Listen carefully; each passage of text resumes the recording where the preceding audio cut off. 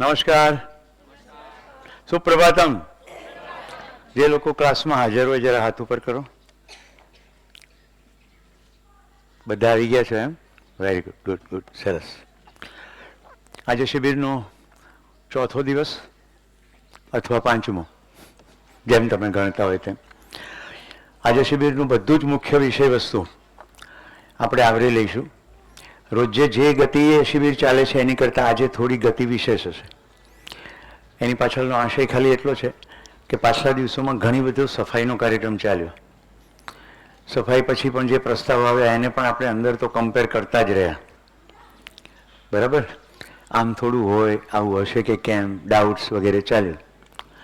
આજે શિબિરમાં જેટલું વિષય વસ્તુ છે એ અગાઉની બધી જ માન્યતાઓને સાઈડમાં રાખીને સાંભળીશું તો અસ્તિત્વમાં જે કંઈ જેવું છે તે તમે જોઈ શકશો. તો ફરી એકવાર પાછલા દિવસોમાં જે કંઈ થયું છે એનો એક ક્વિકલી સાર કરી દઉં છું, રાઈટ? અને પછી આપણે આગળ વધીશું.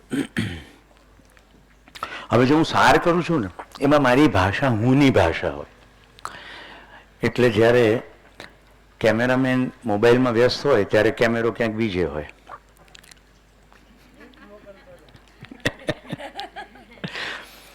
હું હુંની ભાષામાં વ્યક્ત કરું એટલે તમારા સાંભળવામાં શું આવે? હુંની ભાષા આવે. તમે જ્યારે સાંભળો ત્યારે તમેને બદલે હું સંભળાય. તો આશય એવો છે કે તમારું સ્વયં પર ધ્યાન જાય. હું પૃથ્વી પર આવ્યો ત્યારે હું પૂર્ણપણે જિજ્ઞાસુ હતો. જાણવાની ભૂખ સાથે આવ્યો. મને બધું ન્યાયની અપેક્ષા હતી અને જે કંઈ જેવું છે તેવું સત્ય જોવા, સમજવા, સાંભળવાની તૈયારી હતી. પ્રત્યેક બાળક જિજ્ઞાસુ, ન્યાયનો યાચક, અહીંયા મૂકી દો થોડું, અને સત્ય વક્તા હોય છે. પ્રત્યેક બાળક જિજ્ઞાસુ, ન્યાયનો યાચક અને સત્ય વક્તા. આવી પોટેન્શિયલ પારમિતા સ્થિતિ સાથે હું આવ્યો. મારા પોષણનો સોર્સ પહેલાં મારી માં, પછી પોષણ અને રક્ષણ બંનેનો સોર્સ મારા માતા પિતા અથવા પરિવાર. તો જ્યાંથી મારું પોષણ થઈ રહ્યું છે તે લોકોની વાત માનવી એ મારા માટે સહજ સ્વીકૃત હતું. આમ મારી યાત્રા જે જે ઇમ્પ્રેશન્સ આવતી ગઈ એને હું માનતો ગયો. સમજાય છે? માનવાની સ્થિતિ ક્યાંથી શરૂ થઈ? મને કોઈ દૂધ પીવડાવે છે, મારું કોઈ રક્ષણ કરે છે, તો એ કહેતા હોય એ તો બરાબર જ હોય ને. આમ મારી અંદર માન્યતાઓ શરૂ થઈ. નિશાળે જતા પહેલા આ માન્યતાઓ કંઈક અંશે દ્રઢ થઈ. નિશાળમાં હવે નવા માતા પિતા મળ્યા જેને બીજા બધા શિક્ષક કહે છે, એ છે તો જગ્યા માતા પિતાની છે. તો એ લોકો જે કહેતા હતા હવે એને પણ હું માનવા લાગ્યો. ઘરેથી નિશાળે જતા, નિશાળેથી ઘરે આવતા, શિક્ષકોનું આચરણ, માતા પિતાનું આચરણ, છાપા, સમાચાર, ટેલિવિઝન, આમાં જે કંઈ આવતું હતું એમાં મારા માતા પિતા અને શિક્ષકો એના પ્રત્યે કેવું વલણ ધરાવે છે એના આધારે હું સમાજની બાબતોને પણ માન્યતા આપવા લાગ્યો. આમ મારી માન્યતા અથવા સંસ્કાર ત્રણ જગ્યાએથી આવ્યા: પરિવાર, શાળા અથવા મહાશાળા, કોલેજ સુધી, અને સમાજ. આ સમજાય છે? અંગ્રેજીમાં એને કન્ડિશનિંગ કહે. બાલ્યાવસ્થામાં ઇમ્પ્રેશનની એજ છે, સપાટી ક્લીન છે, એની ઉપર બધી છાપો પડવા માંડી. આ છાપો યોગ્ય છે કે અયોગ્ય છે એને હું ચકાસું એ પહેલા મને દ્રઢપણે કહેવામાં આવ્યું આમ જ હોવું જોઈએ. એટલે મેં સતત ભાષા આ જ સાંભળી કે આવું હોવું જોઈએ, આવું હોવું જોઈએ. આ એટલી દ્રઢ થયું કે શિબિરમાં જ્યારે એમ કહેવામાં આવે કે અહીંયા જોઈએની ભાષા નહીં વપરાય, તમારે જાતે તપાસવાનું છે, તો હવે અઘરું પડે છે. કારણ કે પેલું બહુ સરળ હતું ને, કોઈકે કીધું ચમચી પીવડાવી, પી લીધી. અહીંયાથી પ્રબોધકે એવું કહ્યું કે તમારી અંદર તાકાત છે, પ્રત્યેક વ્યક્તિ સમજી શકે છે. અહીંયા ખાલી પ્રસ્તાવો મૂકીશું, એ પ્રસ્તાવોને તમે સ્વયંમાં નિરીક્ષણ એટલે તમે જુઓ કે તમને કેમ લાગે છે. સાથીમાં પરીક્ષણ, ગોષ્ઠી અને એક સાદી કલ્પના કે શું આ પ્રસ્તાવ પૃથ્વીના તમામ લોકોને તમામ સમયે, તમામ જગ્યાએ, તમામ સ્થિતિમાં સ્વીકૃત થશે. સાર્વદેશીય, સાર્વભૌમિક, સાર્વકાલિક આ પ્રસ્તાવ છે.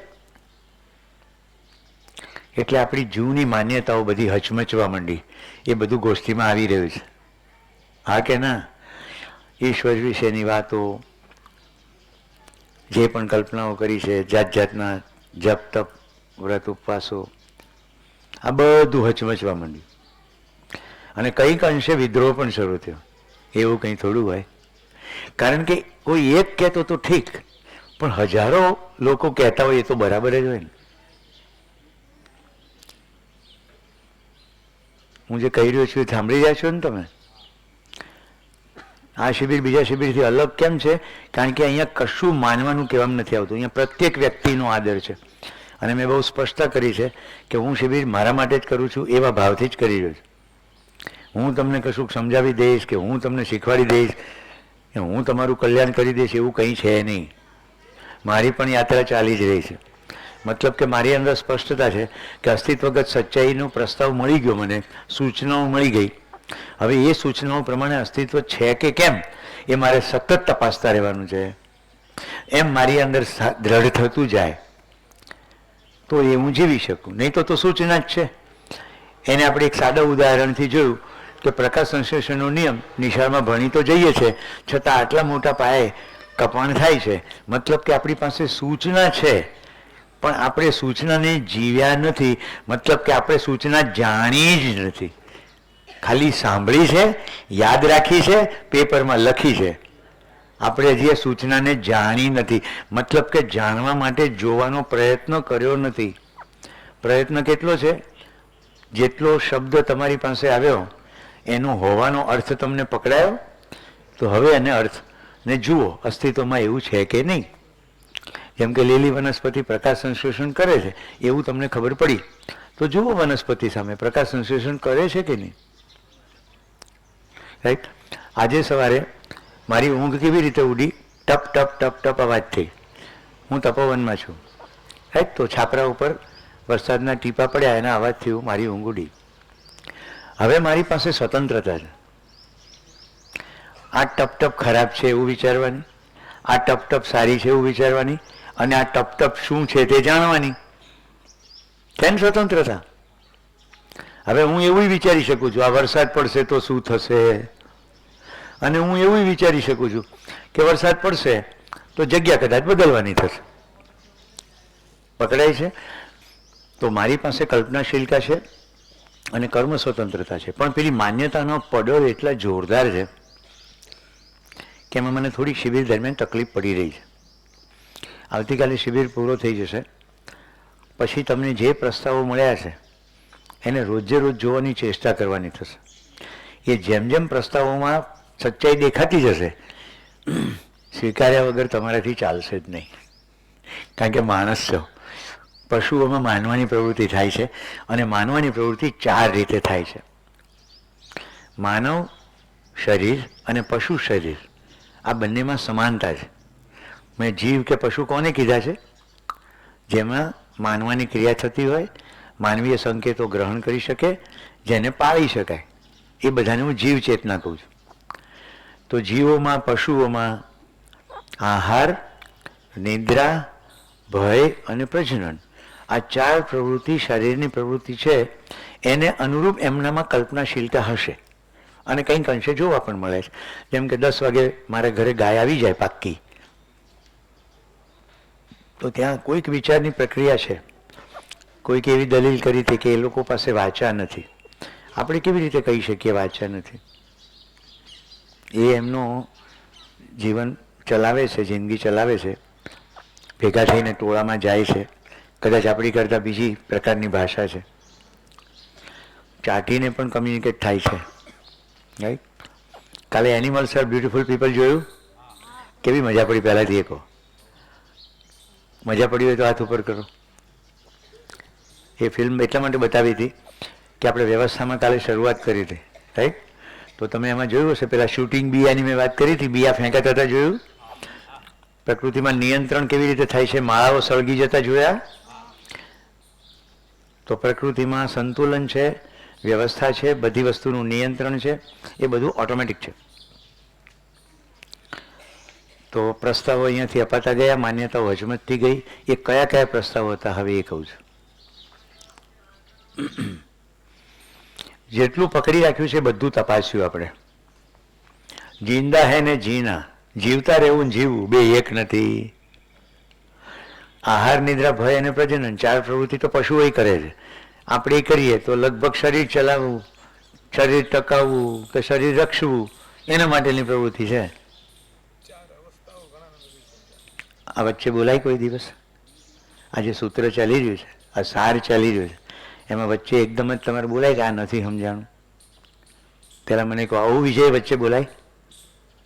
બોલાય હા કે ના? શિલ્પા કહેશે એ બોલશે, મને એના માટે કંઈ જ વાંધો નથી, પણ એનું ધ્યાન ખેંચું છું. કલ્પનાશીલતા અને કર્મ સ્વતંત્રતા. મનમાં ફણગો ફૂટ્યો તો કે ફોડી જ નાખો હાલ. આવી જો ખબર પડી જાય ને તો વિજય માટે વહાલ જ રહે. નહીં તો એમ થાય હે આ ડખા કરે. જો ઉદાહરણ બન્યું એટલે અત્યારે જ મેં તમારું ધ્યાન ખેંચ્યું, એનું તમારું બધાયનું. આપણે સંસારનું કેન્દ્ર નથી એટલે આપણે વિચારીએ એમ લોકો બોલે, આપણે વિચારીએ એમ લોકો કરે, એમ થાય નહીં. પ્રત્યેક માણસ કલ્પનાશીલ છે અને કર્મ સ્વતંત્રતાથી તાકાતવર છે. તો આહાર, નિદ્રા, ભય અને પ્રજનન પ્રવૃત્તિ તો પશુઓમાં થાય છે. મારું શરીર તો એને જેવું જ છે. પણ જ્યારે હું વિચાર કરું છું, કલ્પનાશીલતાનો ઉપયોગ કરું છું, તો એક સારી ને સુખી જિંદગી જીવવા માટે મને શું શું જોઈએ? આપણે જરૂરિયાતોનું હોમવર્ક કર્યું. તો જરૂરિયાતોનું હોમવર્કમાં શું મળ્યું? કાર જોઈએ, મકાન જોઈએ, કપડાં જોઈએ, આહાર જોઈએ. આ બધું તો શરીરને જોઈએ. મને તો સુખ જોઈએ, શાંતિ જોઈએ, સંતોષ જોઈએ, આનંદ જોઈએ. આ બધું મને જોઈએ. અચ્છા, શરીરને જે જોઈએ તે મળી જાય એટલે મને જોઈએ તે મળતું નથી. આવી પણ ચોખવટ થઈ ગઈ. હવે માન્યતામાં શું બેઠું છે? પેલા ભીમસિંહભાઈ વાળું ઉદાહરણ કે સુરેશ તરસ લાગે ને ત્યારે મોહનથાળ ખાજે. શરીરને જોઈએ સુવિધા, મને જોઈએ સુખ, પણ મારી અંદર માન્યતા બેસી ગઈ કે સુવિધામાં સુખ છે એટલે હું નિરંતર સુખ ઈચ્છું છું, એટલે નિરંતર સુવિધાની પાછળ ભાગું છું. આ પકડાય છે? રિપીટ કરું છું. મને ખોરાક તો 3 વાર જોઈએ છે, સુખ તો નિરંતર જોઈએ છે, પણ માન્યતામાં શું છે? ખાધે પીધે સુખી. એટલે આખો નાખો કાર્યક્રમ ખાવા પીવાનો જ થાય છે. કલ્પનાશીલતા ફેલાઈને કેવી ફેલાય છે કે કેટલી વેરાયટીની રોટલી બનાવી શકાય, રાઈટ? પાતળી રોટલી, જાડી રોટલી, ઘઉંની રોટલી, બાજરાની રોટલી, જવની રોટલી, રોટલી માથે ચોંટાડો શાક, રોટલીની અંદર નાખો શાક, શેકેલી રોટલી, તળેલી રોટલી, બાફેલી રોટલી, છે બધું રોટલી. એમાં અમારે ખ્યાતિબેનને ઉત્સાહ આવી જાય કે સુરેશભાઈને જમાડવા નાખો કે રોટલીમાં ખાંડ. તે પારથી આવીને કે ખાંડ નહીં, ગોળ નાખો. એને ચોળી નાખો એટલે ચૂરમું. પહેલાં નાખી દો ને પછી રોટલી બનાવો એને કહો શીરો. બનાવ્યા પછી વળી શેપ આપો તો કે લાડુ. એવો શેપ આપો કે થોડાક સમય સુધી જળવાઈ રહે, થપ્પી કરવામાં ફાવે એટલે કે સુખડી. છે તો બધી રોટલીઓ જ. તો કલ્પનાશીલતા ફેલાવીને કેવી ફેલાવી? કેટલી વેરાયટીનો આહાર જોઈએ. સમજાય છે ને? કલ્પનાશીલતા છે. એમ ન થયું કે હું એવું શું કરું કે હું તો સુખી થાઉં અને મારી ખુશાલી સુખી થાય, અને અમે બે ભેગા થઈને એવું તો શું કરીએ કે આખો સંસાર સુખી થાય. જે દિવસે કલ્પનાશીલતામાં અસ્તિત્વની સચ્ચાઈ આવે તો આદરણીય નાગરાજીના મોઢામાંથી પહેલું વાક્ય જેવું અસ્તિત્વ દેખાયું ત્યારે આ નીકળ્યું છે, ભૂમિ સ્વર્ગતામ યાતુ મનુષ્યો યાતુ દેવતામ ધર્મો સફલતામ યાતુ નિત્ય યાતુ શુભોદયમ. ભૂમિ સ્વર્ગ હો, મનુષ્ય દેવતા હો, ધર્મ સફળ હો, નિત્ય શુભ હો. નાગરાજજી પહેલા, સદીઓ પહેલા આપણા દેશના કોઈ ઋષિમુનિઓના મોંમાંથી નીકળ્યું વસુધૈવ કુટુંબકમ, આખી વસુધા કુટુંબ છે. કોઈએ કહ્યું સર્વે સુખીના સંતુ, સર્વે સંતુ નિરામયા, બધા સુખી થાય, બધા નિરોગી રહે. પણ આપણે જે વાક્ય નીકળ્યું એને ખાલી સાંભળ્યું, એને પણ જાણવાની કોશિશ કરી નહીં. પછી પશ્ચિમના કેટલાક વિજ્ઞાનીઓ આવ્યા, એમણે કીધું ઇકોલોજીકલ બેલેન્સ. ચંદ્ર ઉપર જનાર યાત્રી કહે છે કે અમે પહેલી વાર પૃથ્વીનો ઉદય થતો જોયો. ચંદ્રોદય ને સૂર્યોદય તો જુઓ છે, ચંદ્રની સપાટી પરથી પૃથ્વીને ઉગતી જોઈ અને મોંમાંથી વાક્ય નીકળ્યું આ એકમાત્ર આપણું ઘર છે રહેવા માટે, એકમાત્ર આપણું ઘર છે અને એને સાચવવું.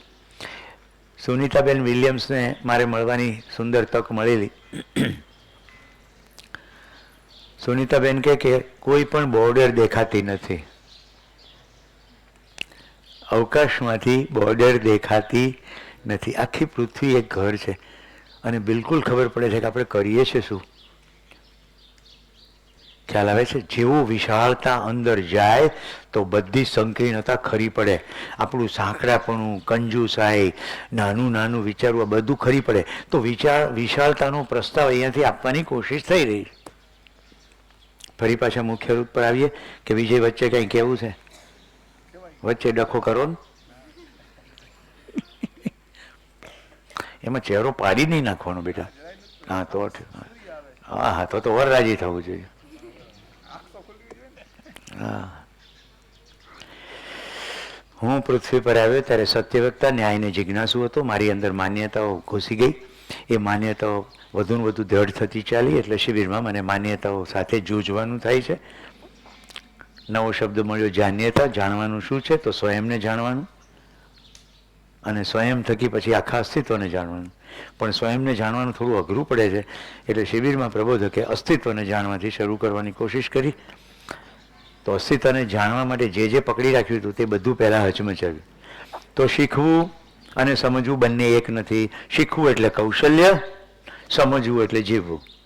કુશળતા બીજાને શીખવાડી શકાય. કોમ્પ્યુટર કેવી રીતે ચલાવવું એ કુશળતા છે. કોમ્પ્યુટરમાં શું જોવું ને શું નહીં જોવું એ સમજવું છે. ટીવી ચલાવવું, સાયકલ ચલાવવી, આખો દેશ ચલાવવો, બધી કુશળતાઓ છે. સમજણ હોય તો શા માટે ચલાવવું, શા માટે ચલાવવું. અમે કંપનીમાં કાર્યક્રમો કરું ને તો બાજુમાં ભાઈ બેઠો હોય ને એને એક વ્યક્તિ ઈમેલ કરે.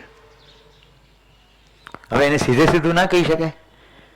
એ લોકો કોઈ સીધું કહેતા હોય તો કે કાલે ઉઠીને ફરી જાય તો કે કીધું છું એમ, નથી કીધું એમ. ઈમેલ હોય તો વંચાય ને. બાજુમાં બેઠો છે એના પ્રત્યે વિશ્વાસ નથી, સતત ને સતત અવિશ્વાસનું વાતાવરણ. પછી કે જોમતું નથી, ચોથી જોમે. જુઓ, નાના નાના ઉદાહરણો જુઓ. ટ્રેનમાં બેસો છો તો કોઈ દિવસ એન્જિન ડ્રાઈવરને જઈને પૂછ્યું કે તું પીને તો નથી ચલાવતો ને? ત્યાં તો વિશ્વાસપૂર્વક બેસીએ છીએ તો આખી ટ્રેનની મુસાફરી સુખદ થાય છે ને. હવે જો સહેજ કોઈ એમ કહી દે આ ટ્રેનમાં તમે પ્રવાસ કરો છો પણ એન્જિન ડ્રાઈવર તો લથડિયા ખાતો ચડ્યો હતો, ટ્રેન ઉપડી જાય ને પછી પહેલું એક રાહ રહે કે કયું પહેલું સ્ટેશન આવે એટલે હવે ઉતરી જવું છે. બસમાં બેસીએ છીએ, ડ્રાઈવરનું લાયસન્સ તપાસતા નથી, વિશ્વાસપૂર્વક ચાલીએ છીએ. રેસ્ટોરન્ટમાં જમવા જઈએ છીએ, વિશ્વાસપૂર્વક જમી લઈએ છીએ. પણ જો વંદો નીકળ્યો પછી એ રેસ્ટોરન્ટમાં કદી જતા નથી. આખી જિંદગી વિશ્વાસપૂર્વક ચાલે પણ સ્વયંમાં વિશ્વાસ નથી એટલે અસ્તિત્વમાં વિશ્વાસ ક્યાંથી આવે? સ્વયંમાં વિશ્વાસ ક્યારે આવે? હું અસ્તિત્વગત નિયમોને જાણું છું, અસ્તિત્વમાં બધી વ્યવસ્થા છે, બધાને સુખી થવાનો પૂરતો પ્રબંધ છે, તો હું જો અસ્તિત્વના નિયમ પ્રમાણે ચાલું તો હું સુખી થઈશ. આવું થાય એને કહેવાય આત્મવિશ્વાસ.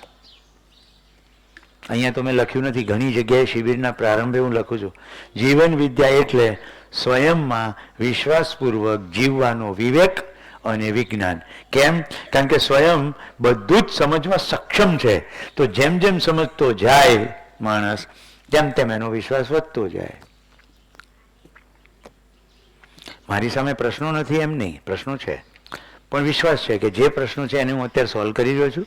ભવિષ્યમાં જે પ્રશ્નોની મને ખબર નથી એને હું સોલ્વ કરી શકીશ. મત રખ મન પર ભાર પલક પહોંચ વળેંગે. મુસાફિર પાલનપુરીની આ ગઝલ છે. મત રખ મન પર ભાર મુસાફિર પહોંચ વળેંગે. મુસાફિરભાઈ પાલનપુરમાં રહે છે. મુમન કમ્યુનિટીની અંદર અડધું ગુજરાતી અને અડધું હિન્દી એવી ભાષા છે, મુમન ભાષા. પહોંચી વળીશું. આને કહેવાય આત્મવિશ્વાસ. પણ પોતાની આત્માની ખબર નથી પડતી, વિશ્વાસ ક્યાંથી આવે? હું ઘણા શિબિરાર્થીઓને કહું ને કે તમારું ધ્યાન કાર્ય ઉપર બહુ છે, વિચાર ઉપર નથી. એમને મૂંઝવણ થાય. આપણી મુખ્ય તાકાત હું છું એ છે, શરીર છે નહીં. શરીરથી તમે આમાં કંઈક કરી શકો, પણ કેટલું કરવું ને કેટલું નહીં કરવું એ તાકાત વિચારની છે. વિચારની ગજબના તાકાત છે. તો વિચાર કરવાથી જ કેટલુંક નહીં કરવું એની ખબર પડી જાય. હું એક એક્સરસાઇઝ હમણાં જ કરાવીશ. જે લોકો આમાં કોઈ પણ રીતે પસાર થઈ ગયા છે, મહેરબાની કંઈ હાથ ઉપર ના કરે. હું કોઈ પણ એક બહેનને પસંદ કરું છું. હા બેટા, તમે ઊભા થાઓ તમારી પછવાડે. હા હા, હું નાની દીકરીઓને એટલા માટે પસંદ કરું છું કે તમને મોટેરાઓને એમાંથી પ્રેરણા મળી જાય. હું તમારે ઘરે આવું, પહેલાં તો પૂછું આવું, તો મને 1 કપ ચા પીવડાવવા માટે તમારી પાસે ઓછામાં ઓછું શું જોઈએ? માઇક આમ રાખજો. પાણી. બોલવા માંડો જલ્દી. 1 કપ ચા પીવડાવવાની છે. બીજું કોઈ ઘૂસપૂસ નહીં કરે. તમને પૂછ્યું, તમારા ઘરે આવે પછી ખાંડ. અમારે ગાંધીનગરમાં ખોંડ કે ખોંડ. ઓકે, ખાંડ, દૂધ, ભૂકી, આદુ, એલચી. બોલો. બીજા કોઈ મદદરૂપ થવા માંગે છે? આની સિવાય જે ખૂટતું હોય તો બોલવા માંડો. 1 કપ ચા પીવડાવવા માટે તમારી પાસે ઓછામાં ઓછું શું જોઈએ એ પ્રશ્ન પૂછાયો છે. આ બાજુ જે લોકો જવાબ આપે, હવે તારે કેવું છે? હીરને આપો. જે પણ જવાબ આપે એ મહેરબાની કરીને, તમારું નામ શું બેટા, તમે જે ઊભા થયા હતા? હિના જે બોલી છે એ જ રિપીટ થવું જોઈએ નહીં. એક ચૂકી ગયા હોય એટલું જ કહો. હા, ચાનો કપ. યસ, બોલો. જેટલું ખૂટતું હોય બોલો. પાર્થવી, ચા બનાવવા માટેનો ભાવ. કેટલાય સાંભળ્યું. અહીંયા ઓછામાં ઓછું એ જોઈએ, નહીં તો દૂધ ફાટી ગયું છે ને ભૂકી ખલાસ થઈ ગઈ છે ને. કારણો ક્યાં નથી ઓછા હોતા ના પીવડાવી હોય તો. ચા પીવડાવવાનો ભાવ ઓછામાં ઓછો જોઈએ, બેર મિનિમમ. પ્રશ્ન શું પૂછાયો હતો? ઓછામાં ઓછું શું જોઈએ? જેટલું હિના બોલી એ બધું જ રસોડામાં છે. મારો પ્રશ્ન એવો હતો કે રસોડામાં શું જોઈએ? મારો પ્રશ્ન એ હતો કે તમારી પાસે શું જોઈએ? ચાલો, એક જવાબ સાચો. હજી કશુંક જોઈએ છે. બીજું શું જોઈએ? ભાવ છે માની લ્યો. બીજું શું જોઈએ? હાથ ઉપર કરો જેને જવાબ આવડતો હોય. મને ચા પીવડાવવાનો ભાવ હિનાબેન પાસે છે. એટલે તો હિનાબેન ઉઠીને ચા બનાવીને પછી તપોવનનું આંગણું વાળવા જાય છે. એટલે હું ગમે ત્યારે રસોડામાં જઈને ચા પી શકું. સાચું ને હિનાબેન? જો પાછળ બેઠા એ જ નામ હિનાબેન છે. હાજી, અહીંયા શિક્ષક ભાઈને આપો માઇક. આ બાજુ તમારું નામ બોલજો ભાઈ. માલદે. ઓકે. સ્કિલ, કૌશલ્ય. ચા બનાવતા આવડવી જોઈએ ને. મારી જવાને ચા બનાવવાનું કહો તો તપેલીની અંદર પહેલા ભૂકી નાખે અને ગેસ ફૂલ ટાઈટ કરે, પછી દૂધ ગોતવા જાય. ત્યાં સુધીમાં ભૂકી કોલસો થઈ ગઈ હોય. કુશળતા, કઈ સિક્વન્સમાં શું નખાશે. પહેલી વાર કોશિશ કરી તો આદુ નાખ્યું, આદુમાં થોડી ખટાશ હશે, દૂધ ફાટી ગયું. સિક્વન્સ ઇમ્પોર્ટન્ટ છે. કુશળતા. Very good. માલદેવભાઈએ કીધું કુશળતા. હવે 2 વસ્તુ થઈ. ચા પીવડાવવાની ઈચ્છા અથવા ભાવ, ચા બનાવવાની આવડત. હવે ત્રીજું. હવે આ પ્રશ્ન મેં ભીમસિંહભાઈને કેમ ન પૂછ્યો? કારણ કે એ પીતા જ નથી. જે પીતા ન હોય આપણને ક્યાંથી પીવડાવે? એ તો આપણને એમ કે ચા પીવી ના જોઈએ. જો કે એમણે કીધું નથી, આ તો બધી મજાક છે. મિત્રો, હું જે મજાક કરું છું એની વચ્ચેનો મર્મ તમને પકડાય છે કે નહીં? મારો આખો આશય એવો છે, નિરંતર સુખની પ્યાસ છે, પણ શિબિર દરમિયાન તમને ક્ષણિક સુખની વચ્ચેથી મર્મ પકડાય તો આખી જિંદગી હસતા જ શીખવાનું છે. આપણી આજુબાજુ જે કંઈ થઈ રહ્યું છે, હસવાનું છે, અને જ્યારે દુઃખ થાય એવું કંઈ બને ત્યારે હસી કાઢવાનું છે.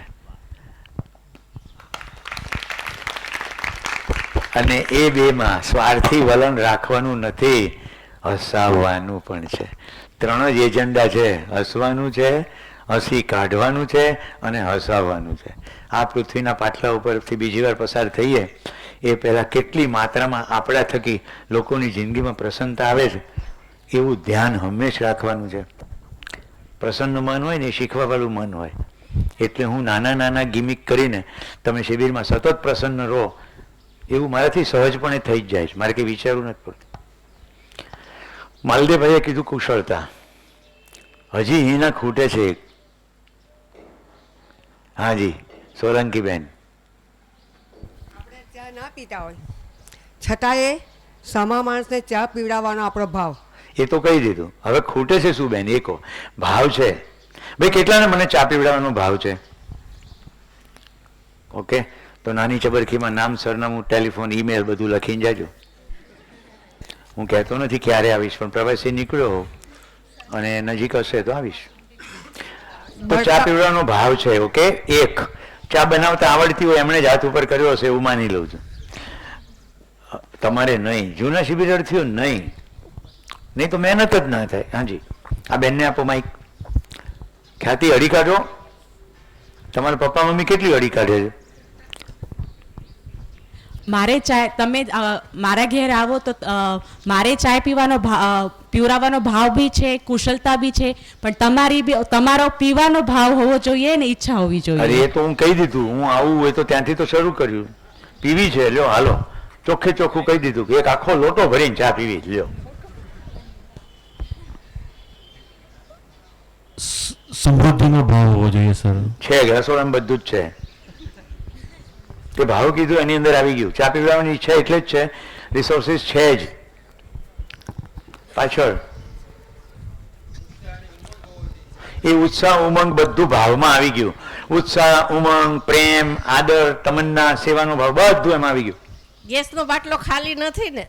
એ રિસોર્સિસ છે. એ તો રસોડામાં છે. મેં પ્રશ્ન રસોડાનો નથી પૂછ્યો. નહીં, તમે બસ ઉતરી ના જાઓ. મેં બહુ શાર્પ પ્રશ્ન પૂછ્યો છે. તમારી પાસે શું જોઈએ? ઈચ્છા તમારી પાસે છે, ભાવ તમારી પાસે છે, કુશળતા તમારી પાસે છે, રસોડામાં નથી. હજી એક જવાબ બાકી છે. હાજી, અહીંયા આપો માઈક. એક તો 12 કિલો વજન છે, એના મળી કાઢશે એટલે 10 કિલો થઈ જાય. સમય છે, રિસોર્સિસ છે, એ તો બધા. પેલી છોડી હાથ ઉપર કરતી હતી. છે જવાબ ક્યાંથી? બીજો નથી ને? નિશાળમાં શીખવાડ્યું જ નહીં ને કે વિચાર પક્ષનો ઉપયોગ કરો, કાર્ય પક્ષનો જ ઉપયોગ કરો. તરત રસોડામાં ઘરી જાઓ, તપેલી મૂકો, દૂધ નાખો, ચાંદલો નાખો, જે હોય બધું નાખો. સુરેશભાઈ તો બીમાર છે. એ આદુ નાખો, એલચી નાખો, દૂધ નાખો, શુગર નાખો. પૂછ્યું કોઈએ કે સુરેશભાઈ તમારે કેવી ચા પીવી છે? જીકમ જીક પકડાય છે. ત્રીજો જવાબ શું છે? હિનાને પૂછવામાં આવ્યું, એને શું કીધું? આદુ નાખો, એલચી નાખો, દૂધ નાખો, સાકર નાખો. નાખ્યું બધું? અત્યારે બાજુવાળીને કહે છે કે ભૂલમાં નખાઈ ગયું. હેલો સાહેબ. પાછળથી પધારેલા લોકો માટે કહી દઉં શું ચાલી રહ્યું છે. મેં સભાને પ્રશ્ન પૂછ્યો છે કે મને 1 કપ ચા પીવડાવવા માટે શું જોઈએ? તો જવાબમાં પહેલાં એવું આવ્યું કે ચા જોઈએ, ખાંડ જોઈએ, એલચી જોઈએ, આદુ જોઈએ. હજી વધારે પૂછ્યું કે તમારી પાસે શું જોઈએ અને ઓછામાં ઓછું શું જોઈએ? તો સાચો જવાબ આવ્યો ઈચ્છા જોઈએ, ભાવ જોઈએ ચા પીવડાવવાનું. હજી પૂછ્યું તો જવાબ મળ્યો કે બનાવતા આવડવી જોઈએ. હજી એક જવાબ બાકી છે. ખાંડ વધારે જોઈએ કે ઓછી જોઈએ? એટલે તમારી પાસે શું જોઈએ? પ્રશ્ન એ છે. પ્રશ્ન એ છે રસોડામાં શું જોઈએ એવું નથી પૂછ્યું. મને 1 કપ ચા પીવડાવવા માટે તમારી પાસે ઓછામાં ઓછું શું જોઈએ? હાજી ગુલાબી.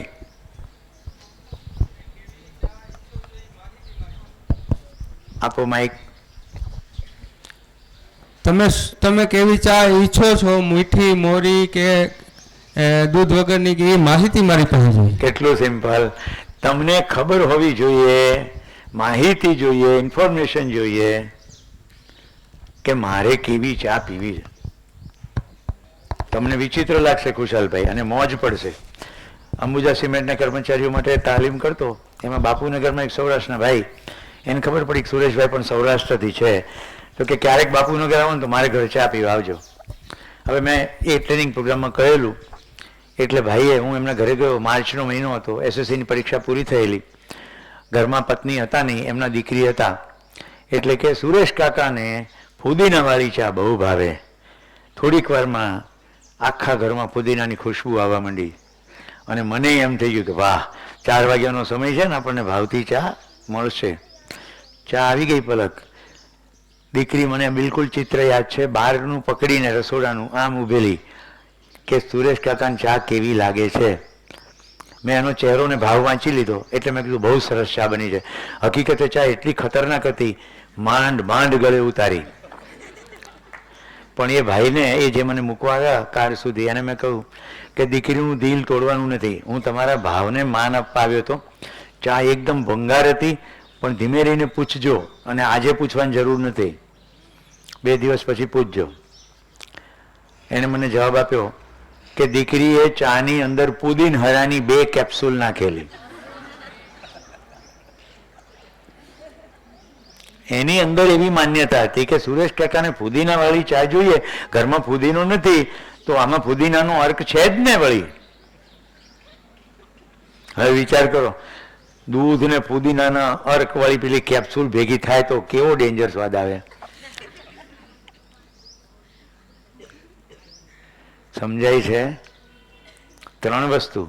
મને 1 કપ ચા પીવડાવવા માટે તમારી આખો વિચારસરણી, બહાર શું જોઈએ, રસોડામાં શું જોઈએ. પેલા ઉત્સાહી બેન તો વળી કહે છે ગેસનો બાટલો ખાલી છે કે નહીં. અરે મનનો બાટલો ખાલી છે કે નહીં એ તો પૂછતા નથી, મનનો બાટલો સાવ જ ખાલી છે.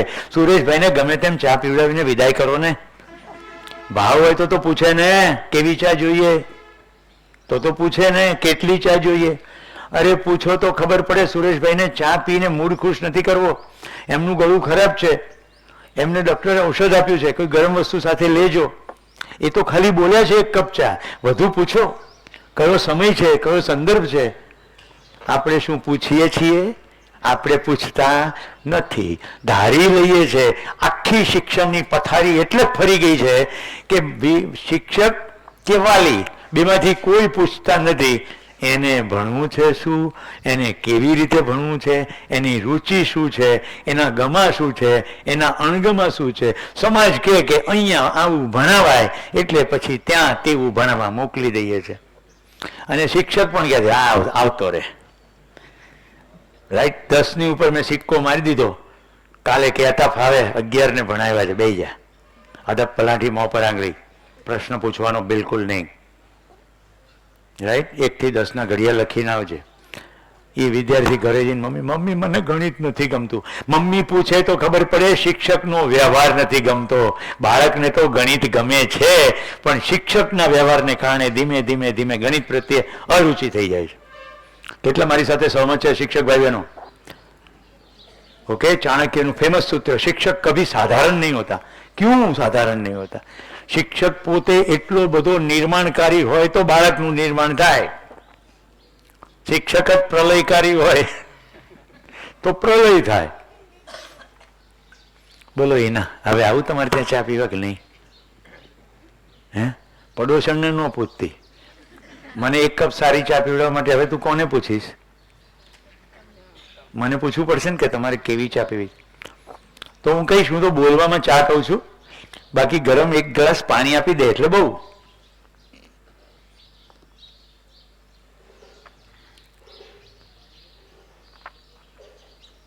મૂળ વાત ઉપર આવી જઈએ. મેં પ્રસ્તાવ મૂક્યો, માનવું અને જાણવું સેમ નથી. આપણે જાણવામાં ઊંડા ગયા ને. શીખવું અને સમજવું સેમ નથી. શીખવું એટલે કુશળતા, કૌશલ્ય. માલદેવભાઈએ કીધું ચા બનાવવાની કુશળતા. સમજણ હોય તો સુરેશભાઈનો આદર સત્કાર કરવાનો છે તો પૃચ્છા થાય. એટલે શીખવું અને સમજવું સેમ નથી. જીવતા રહેવું ને જીવવું સેમ નથી. શરીરમાં બધું ભરો એટલે શરીર ચાલતું રહે, તો જીવવું અલગ છે. પકડાય છે બધું? માનવ અને પ્રાણી એ 2 એક નથી. પ્રાણીઓમાં માનવાની ક્રિયા થાય, માનવમાં જાણવાની સંભાવના છે. એટલે જાણવાની કોશિશ કરે તો જાણે. જાણવા માટે શું કરવું પડે? કેવળ ધ્યાન દેવું પડે. સિમ્પલ. જ્યાં જે વસ્તુ જાણવી હોય એની ઉપર ધ્યાન દેવું પડે તો બે જ વસ્તુના જવાબ મળે. આ જે કંઈ થઈ રહ્યું છે તે શા માટે થઈ રહ્યું છે અને કેવી રીતે થઈ રહ્યું છે. ભાઈ ચા બનાવવાની ક્રિયા કરવાની છે, શા માટે બનાવવાની છે? તો કે ભાઈ સુરેશભાઈનો આદર કરવા બનાવવાની છે. તો પછી પ્રશ્ન થશે કે કેવી રીતે બનાવવી? તો કે ભાઈ આદુ નાખવું કે નહીં નાખવું?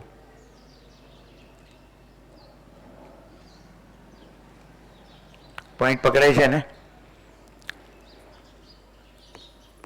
કેટલું સિમ્પલ છે.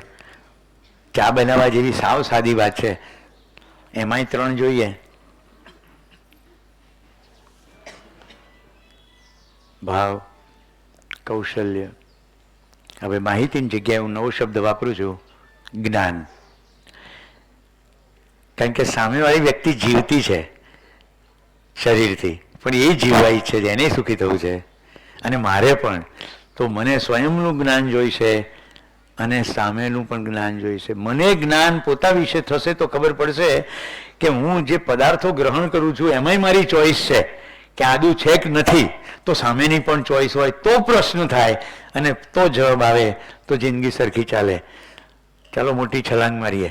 આપણી આજુબાજુ જે કંઈ થઈ રહ્યું છે એ શા માટે થઈ રહ્યું છે, એનું થવાનું પ્રયોજન શું છે અને એ કેવી રીતે થઈ રહ્યું છે, આ ખબર પડે એનું નામ જ્ઞાન. એકવાર ખબર પડી ગઈ પછી એને અનુરૂપ વર્તીએ એટલે જ્ઞાનને અમલમાં મૂક્યું એટલે કે જીવ્યા. એની પહેલા જ્ઞાન બિંદુ ભલે બોલો પણ છે માહિતી જ. આ શિબિર છે માહિતી, સૂચના. આટલું ક્લિયર થયું? તો માનવ અને પ્રાણી બે એક નથી. પ્રાણી શરીર ચલાવે છે પણ આહાર, નિદ્રા, ભય અને પ્રજનન 4 પ્રવૃત્તિ થકી શરીર ચલાવે છે અને શરીરની પરંપરા ચાલતી રહે એવું કરે છે. શરીરનું રક્ષણ કરે છે, પોષણ કરે છે. પણ હું શરીરથી અલગ વાસ્તવિકતા છું એવું પ્રાણીઓમાં જોવા મળતું નથી. એટલે બકરી પહાડની ટોચે જાય છે અને ઉતરી જાય છે. માણસ વિચારે છે કે અહીંથી કૂદકો માર્યો હોય તો કેમ, મારીને જોયું તો ટાંટિયા તૂટી ગયા, થોડોક ઊંચેથી કૂદકો માર્યો તો પતી ગયો. બીજો જોનાર છે, કૂદકો તો મારવો જ છે પણ કેવી રીતે મારવું તો તૂટે નહીં પગ કે મરવું નહીં. સતત કોશિશ કરતા કરતા કરતા એને ખબર પડે છે કે ઉપરથી પક્ષી ધીમે ધીમે નીચે ઉતરે છે પાંખો પહોળી કરીને. આવું કંઈક જો હું કરું તો કૂદકો તો મારી શકીશ પણ ટાંટિયા તૂટશે નહીં, મરીશ નહીં. પણ આ ઉપરથી નીચે કેવી રીતે ઉતરે છે, એવું શું છે? તો હવાને જાણવાની કોશિશ કરી, હવાના પ્રવાહોને જાણવાની કોશિશ કરી. એમ જાણતા જાણતા એક દિવસ પેરાશૂટનું સંશોધન થઈ ગયું. હવે પેરાશૂટથી ઉતરવામાં આવે છે કે નહીં? કેટલું? જ્યાં વાતાવરણ પૂરું થાય છે ત્યાંથી કોઈ ફેલિક્સ તમને માણસે ઠેકડો માર્યો, અત્યંત પતલી હવા. પ્રશ્ન છે? કયું વાક્ય? આપણી આજુબાજુ જે કંઈ થઈ રહ્યું છે એ શા માટે થઈ રહ્યું છે અને કેવી રીતે થઈ રહ્યું છે. પછી એ પશુ હોય, પક્ષી હોય, વનસ્પતિ હોય, પદાર્થો હોય. આજે સવારે આ ટપ ટપ વરસાદ પડ્યો, શા માટે પડી રહ્યો છે? વરસાદ ક્યારે પડે? હવામાં જે બાષ્પના બિંદુઓ છે, વાતાવરણ ઠંડુ થાય તો એનું કન્ડેન્સેશન શું કહે છે? ઠારણની પ્રક્રિયા. એટલે નાના નાના બિંદુઓ કોઈ ધૂળના રચકણ ઉપર કે કોઈ એક નાના બિંદુ ઉપર બીજું બિંદુ, એમ બિંદુની સાઇઝ વધે એટલે એક તબક્કે પછી નીચે આવી જાય. શા માટે થયું? કેવી રીતે થઈ રહ્યું છે? અહીંયા સડનલી વાતાવરણ કેમ ડ્રોપ થયું? એકદમ ઠંડુ કેમ થઈ ગયું? તો પવનો છે, રાઈટ, પ્રવાહો છે ઉપર, તો પડી રહ્યું છે. આમ જે કંઈ ઘટી રહ્યું છે, ભૂમિ બેઠા જે પ્રકૃતિમાં ઘટી રહ્યું છે ને એની તો કોઈ સમસ્યા છે જ નહીં. જે માણસોમાં ઘટી રહ્યું છે એ જ મોટી પીડા છે કે આમ કેમ કરે છે, મેં આટલું બધું એની સેવા કરી તોય આમ કેમ કરે છે? કારણ કે મને નિયમ સમજાયો નહીં. કોઈ પણ વ્યક્તિ કેમ કરે છે એનો નિયમ સમજાઈ જાય તો પછી વાંધો આવે નહીં. કોઈ ડૉક્ટર ઇન્જેક્શન મારે અને પેશન્ટ રાહ પાડે એનાથી ડૉક્ટર જરાય દુઃખી થતા નથી. કારણ કે ડૉક્ટરને ખબર છે કે ચામડીમાં સોય ખોસે તો પીડા થાય. આ પલક ડૉક્ટર હોય ને ઓપરેશન થિયેટરમાં એપ્રન પહેરીને ઊભી હોય અને હું ત્યાં લોહી લુહાણ શરીરે પહોંચું અને એ જોઈને રોવા માંડે તો મારી ટ્રીટમેન્ટ કરી શકશે? નહીં કરી શકે. એ સ્વસ્થ છે કારણ કે એને ખબર છે કે આ ભટકાણું હશે ક્યાંક. આ સુરેશને ઠેબા ખાવાની ટેવ છે, આજ જરાક મોટું ઠેબું ખવાઈ ગયું છે. તો હવે ક્યાં ઠેબું કેટલું ખવાનું છે એ જોવું, એને અનુરૂપ પાટાપિંડી કરું. આપણી શું હાલત છે ખબર? આપણી આજુબાજુ પેશન્ટ છે એને લોહી લુહાણ જોઈને આપણે બેહોશ થઈ જઈએ. આ જીવન વિદ્યાનું શિબિર તમને ડૉક્ટર બનાવવાનું શિબિર છે, જેથી તમે જાણો કે આ આમ કેમ કરે છે, તો તમે બેહોશ થશો નહીં અને હોશપૂર્વક એની સેવા કરશો. વિચિત્ર રીતે વર્તતા હશે એની સેવા કરશો, કટુતાથી વર્તતા હશે તમારી અંદર કટુતા આવશે નહીં, કારણ કે ખબર પડી ગઈ કે આમ કેમ કરે છે. એટલે મિત્રો એક શિબિરમાં બધી ખબર ના પણ પડે, બધું ધ્યાન જતું નથી. ઘણીવાર હું કંઈક બોલતો અને તમે વિચારે ચડી જાઓ એટલે ચૂકી ગયા. એક શિબિરથી થશે નહીં. ઘણા બધા વિકલ્પો છે. બીજો શિબિર કરો, ત્રીજો શિબિર કરો, ઓનલાઈન શિબિર ઉપલબ્ધ છે અને વારંવાર કરો. આ પણ યુટ્યુબમાં ઉપલબ્ધ થઈ જશે. મારી આ સંસ્થાને વિનંતી છે, આ શિબિરને યુટ્યુબ પર પરમેનન્ટલી અત્યારે તો આવતો જ હશે, લાઈવ છે, પણ કોઈક નિરાંતે બેસીને એને એડિટ કરો. સુરેશ પટેલના અંગત ઉદાહરણોની કોઈ ઉપયોગિતા નથી. તમે મને ઓળખો છો એટલે. આ શિબિર તો વર્લ્ડ વાઇડ જોવાઈ રહ્યો છે. એ બધું એડિટ કરી નખાય એટલે નિરક્ષીર ચોક્કસ જ્ઞાનના બિંદુઓ જ યુટ્યુબ પર ઉપલબ્ધ રહે. રાઈટ? ઉદાહરણો રેલેવન્ટ સમયમાં છે. સમય પસાર થઈ ગયા પછી ઉદાહરણ રેલેવન્ટ નથી. જેમ કે અત્યારે હું નરેન્દ્રભાઈની કોઈ વાત કરું તો અત્યારે ભારતના વડાપ્રધાન છે એટલે રેલેવન્ટ છે. આવતીકાલે નહીં પણ હોય તો પછી એ રેલેવન્ટ નહીં. રેલેવન્ટ સમજો છો ને? જે તે સમયે યોગ્ય. હું અત્યારે શિબિર જામનગરમાં ચલાવી રહ્યો છું, અહીંનું કોઈ ઉદાહરણ આપું. આ વરસાદના ટીપાનું ઉદાહરણ આપ્યું ફોર એક્ઝામ્પલ. તો એવું સમય ગયા પછી નહીં રહે, તો એટલું એડિટ કરવું જોઈએ. આ સમજાય છે ને સુનિલભાઈ? કોઈક જવાબદારી સ્વીકારજો અને સરસ એડિટિંગ કરજો. તો વારંવાર શિબિર કરો.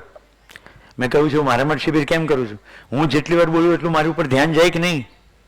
હું સતત તપાસ્યા કરું. કોઈના વર્તનથી મારી અંદર જે તે વ્યક્તિ પ્રત્યે દ્વેષ, ઘૃણા, ઈર્ષ્યા, કોઈ કટુતા તો નથી આવતી ને? મારે મારી ઉપર જ કામ કરવાનું.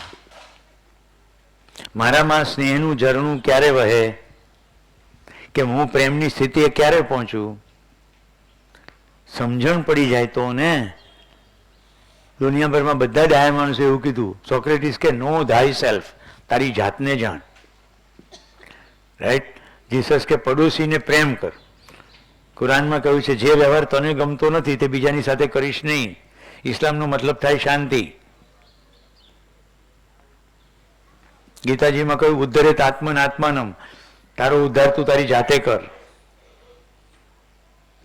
ભગવાન બુદ્ધને આનંદે પૂછ્યું સાહેબ હવે તમે જવાના, મોસ્ટ આઈએમપી કહી દો ને.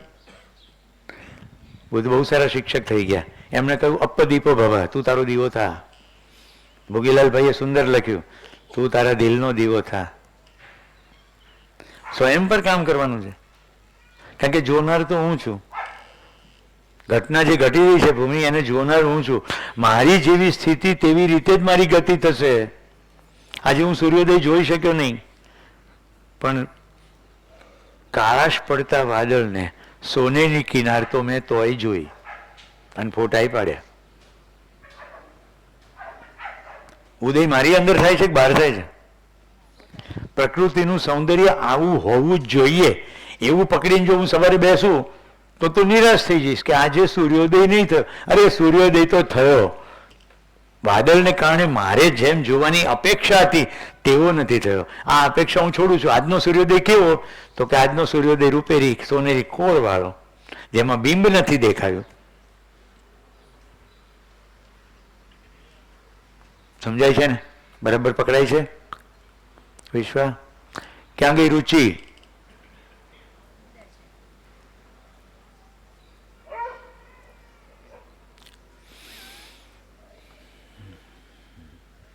વરસાદ નથી પડ્યો એમ ના કહીએ રમેશ. આપણે ભીંજાયા ના હોય એવું બને.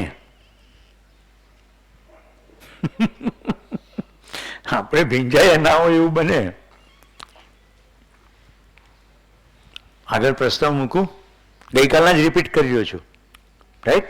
આગળ વધતા પહેલાં બધું એટલા માટે જરૂરી છે કે અવસ્થાઓ જે સમજ્યા કાલે થોડીક અને આજે વિગતે સમજીશું, તો આજુબાજુ જે કંઈ છે એ કેમ છે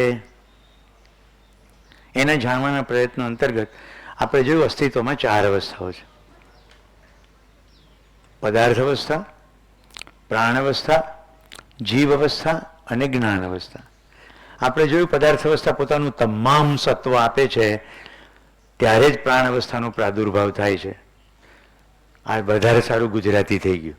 હવે થોડું હલકું સરળ ગુજરાતી કરીએ. પદાર્થ અવસ્થા પોતાની તમામ તાકાત લગાડે છે ત્યારે બીજમાંથી ફણગો ફૂટે છે. હવે ત્રીજી ભાષા વાપરું છું. પદાર્થ અવસ્થામાં ઉત્સવની ચરમસીમાએ પ્રાણ અવસ્થાનું આગમન થાય છે.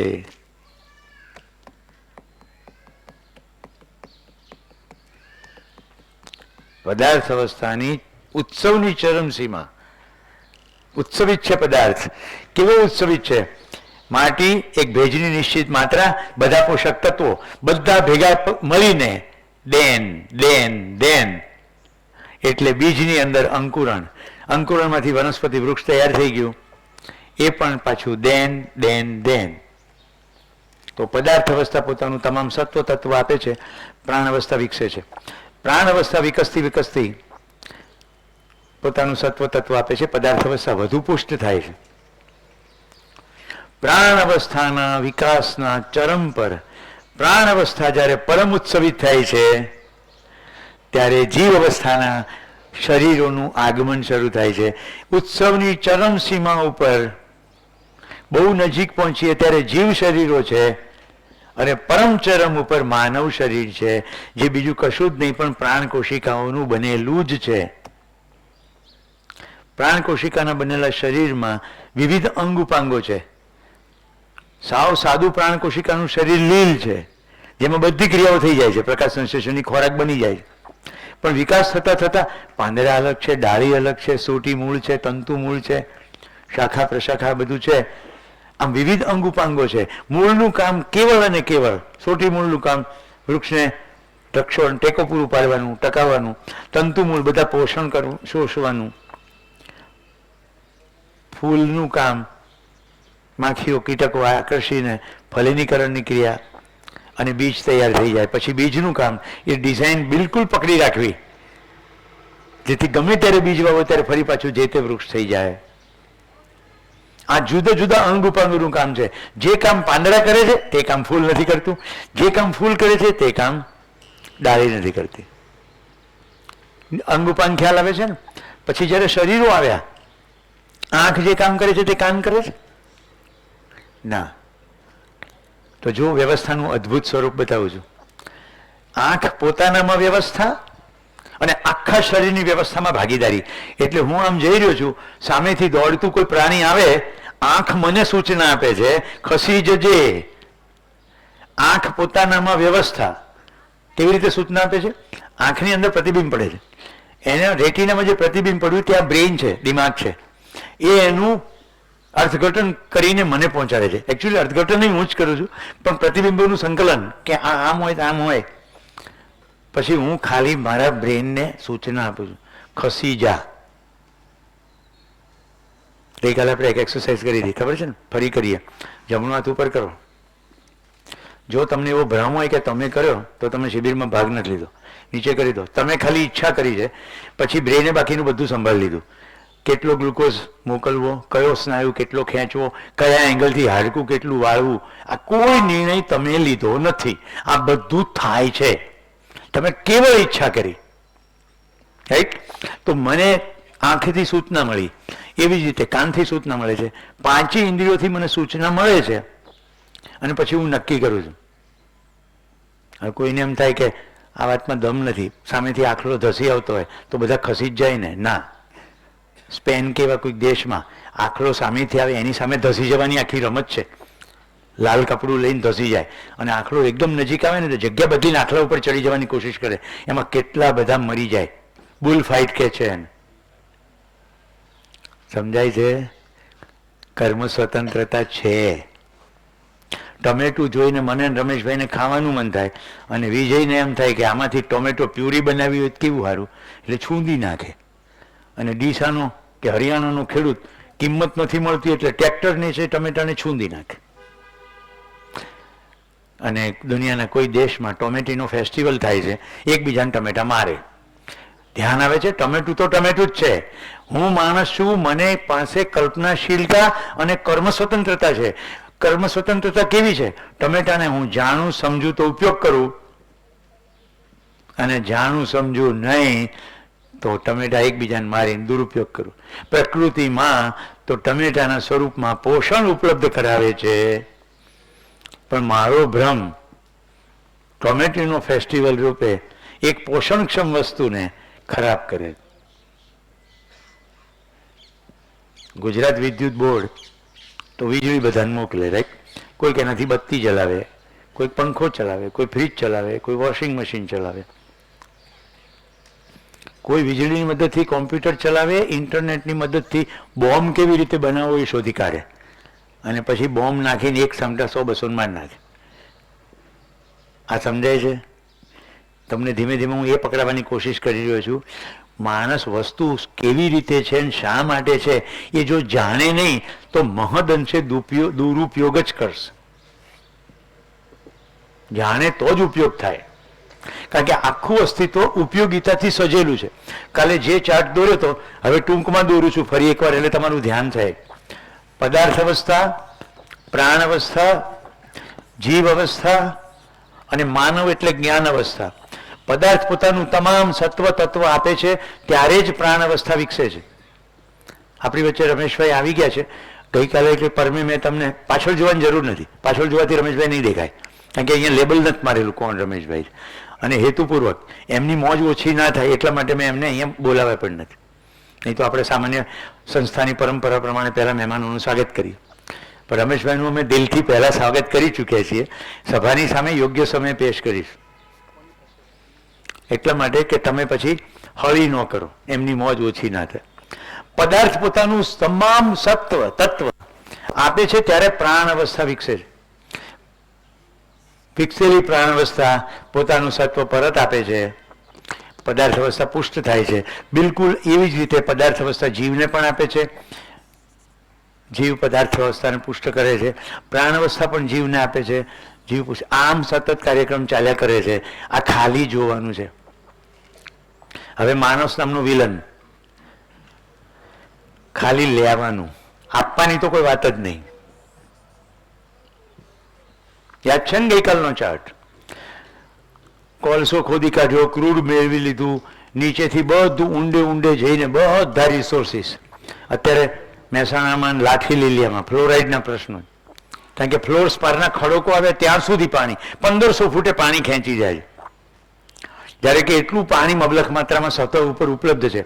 માણસને જેટલી સુવિધાઓ જોઈએ છે બધી સુવિધા માટે બધો જ મટીરિયલ સતત સપાટી ઉપર છે જ, ઊંડે જવાની જરૂર જ નથી. આનાથી શું થયું? આપણે શબ્દ કયો હતો મેં, યાદ છે? Global warming. હવે એક માણસ આવું તો કરે જ છે, પણ સાથે સાથે હવે પરિવાર લઈએ, સમાજ લઈએ, અને માનવકૃત વ્યવસ્થા, માનવ દ્વારા બનાવેલી શિક્ષણ, પોલીસ, આરોગ્ય, આ બધી વ્યવસ્થા.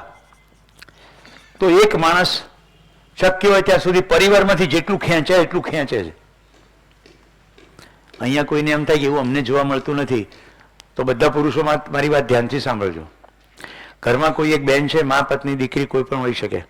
આખો સમય જો તમે એમની પાસેથી વસ્તુઓની અપેક્ષા રાખ્યા જ કરો તો તમે પણ શોષણ જ કરો. એ પણ માનવ છે. તો સવારે ઉઠીને ચાલુ પડી જઈએ કે આ જોઈએ, આ જોઈએ, આ જોઈએ, સાંજ સુધી જોઈએ જ જોઈએ. અને કહેવાતી સંસ્કારિતા અંતર્ગત બેન બિચારી શોષિત થઈને કરે જ જાય, કરે જ જાય. આ સમજાય છે ને? તો પરિવારમાં પણ તમે એ જ કર્યું. તમે તમારી અપેક્ષાઓ પૂરી કરવા માટે બીજાનું શોષણ જ કર્યું. પછી સમાજની અંદરથી પણ જેટલું લઈ શકાય એટલું લો, ખોટી અરજીઓ કરો. માનવકૃત વ્યવસ્થા બેંક છે, લોન પાછળ નથી આપવાના પૈસા, એવી માનસિકતા સાથે જ લો. દેશમાંથી પણ જેટલું લેવાય એટલું લો અને પછી દેશ છોડીને ભાગી જાઓ. રાઈટ, કેનેડા ભાગી જાઓ, અમેરિકા ભાગી જાઓ, યુરોપ ભાગી જાઓ. ભણવા તો દુનિયામાં ગમે ત્યાં જવાય, પણ જે દેશે, જે દેશના લોકોએ આપણને પોષ્યા છે,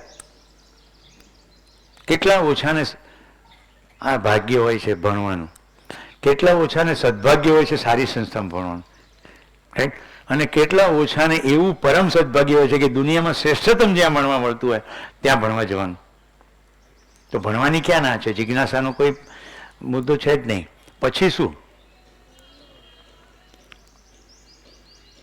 બધા પલક સામે જોવે છે, એવું કંઈ માની લેવાની જરૂર નથી.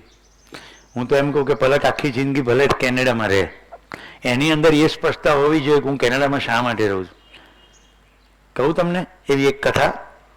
મારા મિત્ર જેનું નામ છે અલ્લાદીન ખોજા, કેલિફોર્નિયા અમેરિકા રહે છે, ફાઇઝર નામની કંપનીમાં નોકરી કરે, ઘરે આવે સાંજે 5 વાગે, કોફીનો કપ લે અને ફરી પાછો જાય નોકરીએ, ડબલ કરે. રાતના 10 વાગે આવે, જમીન સૂઈ જાય. ચૂપચાપ ભારત આવે દર વર્ષે, બનાસકાંઠા જિલ્લામાં અંતરિયાળ શાળાઓ ગોતે, ક્યાંક કોમ્પ્યુટર, ક્યાંક બોર્ડ, ક્યાંક યુનિફોર્મ, ક્યાંક પાઠ્યપુસ્તકો, ક્યાંક સ્કોલરશીપ, આવું ચૂપચાપ અવાજ કર્યા વગર આપીને પાછો જતો રહે. એક નોકરીથી પરિવાર ચલાવે, બીજી નોકરીથી દેશમાં પૈસા આપવા આવે. દુનિયામાં તમે ક્યાં રહો છો ઇમ્પોર્ટન્ટ છે જ નહીં, શા માટે રહો છો એ ખબર હોવી જોઈએ. મને કે પત્નીને કહી રાખ્યું છે આ ફાઇઝરની નોકરી ઉપર તમારો બધાનો અધિકાર, આ બીજી જે નોકરી કરું છું જેના માટે હું રાતપાળી પણ કરું છું એમાં ભારતનો અધિકાર. મારા બીજા મિત્ર જેનું નામ વિરેન જોશી, માનવ સાધના, સાબરમતી, અમદાવાદ, અમેરિકાથી આવે, કમાઈને આવે, રાઈટ, ત્યાં 3-4 મહિના કમાઈને પછી અહીંયા 6-7 મહિના કામ કરે. પહેલા 1 મહિનો કામ કરતા અહીંયા અને 10-11 મહિના ત્યાં રહેતા. એમ કરતા કરતા કરતા એક દિવસ સમેટીને આવતા રહ્યા. ઝૂંપડપટ્ટીના બાળકો માટે સાબરમતીમાં કામ કરે. ખબર પડી ગઈ ડોલર કમાવાની, $1 અહીંયા 70-80 થતા હોય તો 1 મહિનો કમાય તો 11 મહિના હાલી જાય. આપણે સામભાઈની વાત કરું, સામભાઈ પિત્રોડા, જેને કારણે તમે મોબાઈલ ચલાવી રહ્યા છો. બહુ જ ઇન્ટરેસ્ટિંગ સ્ટોરી છે. રમેશભાઈ તન્ના જે બધી સ્ટોરીઓ લખે છે ને, પોઝિટિવ સ્ટોરી, એમાંની આ એક પોઝિટિવ સ્ટોરી છે. રાજીવ ગાંધી જ્યારે ભારતના પ્રધાન હતા, મુખ્ય પ્રધાન વડા, ત્યારે શામભાઈ પિત્રોડાએ એમને સમય માગ્યો કે મને દેશની અંદર કન્ટ્રીબ્યુટ કરવું છે તો મને સમય જોઈએ. તો રાજીવભાઈના કાર્યાલયે કીધું 15 મિનિટ, શામભાઈએ કીધું મને ઓછામાં ઓછી 30 મિનિટ જોઈએ. તો કે એટલો સમય નથી. કે કંઈ વાંધો નહીં. ફરીવાર સંપર્ક કર્યો, કેટલો સમય જોઈએ? 30 મિનિટ. તો કે ના, 15 મિનિટથી વધુ મળે એમ નથી. તો કે ફરીવાર વાત, ફરી સમય માગ્યો તો શામભાઈ કે હવે 1 કલાક જોઈએ. સરવાળે રાજીવભાઈએ એમને સમય આપ્યો. શામભાઈ એમની સામે બેઠા, બધી જ રાજીવભાઈએ મિટિંગો કેન્સલ કરી નાખી અને બધો જ સમય ડિનર સાથે શામ પિત્રોડા સાથે ગયો અને દેશમાં ટેકનોલોજી મિશનનો જન્મ થયો. શામભાઈ ભારત આવી ગયા, પોતાની તમામ તાકાત કામે લગાડી. થોડા જ વખતમાં એમને ખબર પડી ગઈ કે હું તો વૈજ્ઞાનિક છું, અહીંયા તો મારો ગજ વાગે એમ નથી. કારણ કે રાજીવ ગાંધી ગમે તેમ કે પણ આ ભાઈ સરકારી તંત્ર પાસેથી કંઈક કામ લઈ જ શકે નહીં. રાજીવ ગાંધી અમને કેબિનેટ મિનિસ્ટરનો દરજ્જો આપ્યો, એટલે પાવર આવ્યો, એટલે કામ માંડ્યું ચાલવા. દેશમાં 10 મિશનો શરૂ થયા, એમાં ટેલિકોમ્યુનિકેશનનું એક મિશન હતું. કામ ચાલ્યું અને રાજીવજીનું અવસાન થઈ ગયું. હવે સ્થિતિ કફોડી થઈ. રાજીવભાઈ ગયા એટલે શરૂઆતમાં તો ફંડ મળતું હતું, પછી ધીમે ધીમે એ પણ ઓછું થતું ગયું. નવી સરકાર આવી, હવે શામભાઈનો જાજો ગજ વાગ્યો નહીં. પણ મિશન ઉપાડ્યા હતા ને માણસ કેવા ઋષિ જેવા. હવે ફંડ વગર કેવી રીતે કરવું? એમના નામ ઉપર 80થી વધુ પેટન્ટ છે.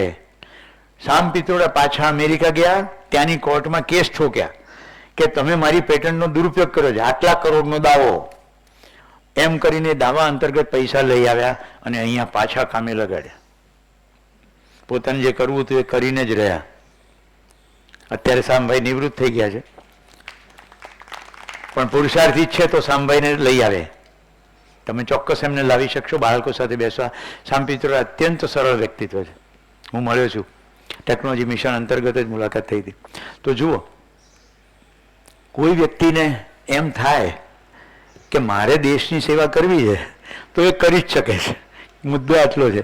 હું તો દેશને બદલે એમ કહીશ, આખી પૃથ્વીમાં કોઈ એક માનવનો સમૂહ જેમાં તમે સમર્પિત થવા ઈચ્છો છો, એ દેશની સેવા જ છે. કારણ કે હવે દેશ એટલે એક ટુકડો જમીનનો નહીં, સરવાળે બધાએ સમજદાર થવાનું છે.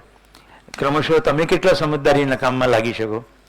અહીંયા કોઈ જુદા જુદા પટેલ સમાજ, આહિર સમાજ, આવા કોઈ પણ સમાજમાં તમે જોડાયેલા હો, રાઈટ, હું એને સમાજ કહેવાને બદલે સમુદાય કરવાનું પસંદ કરીશ.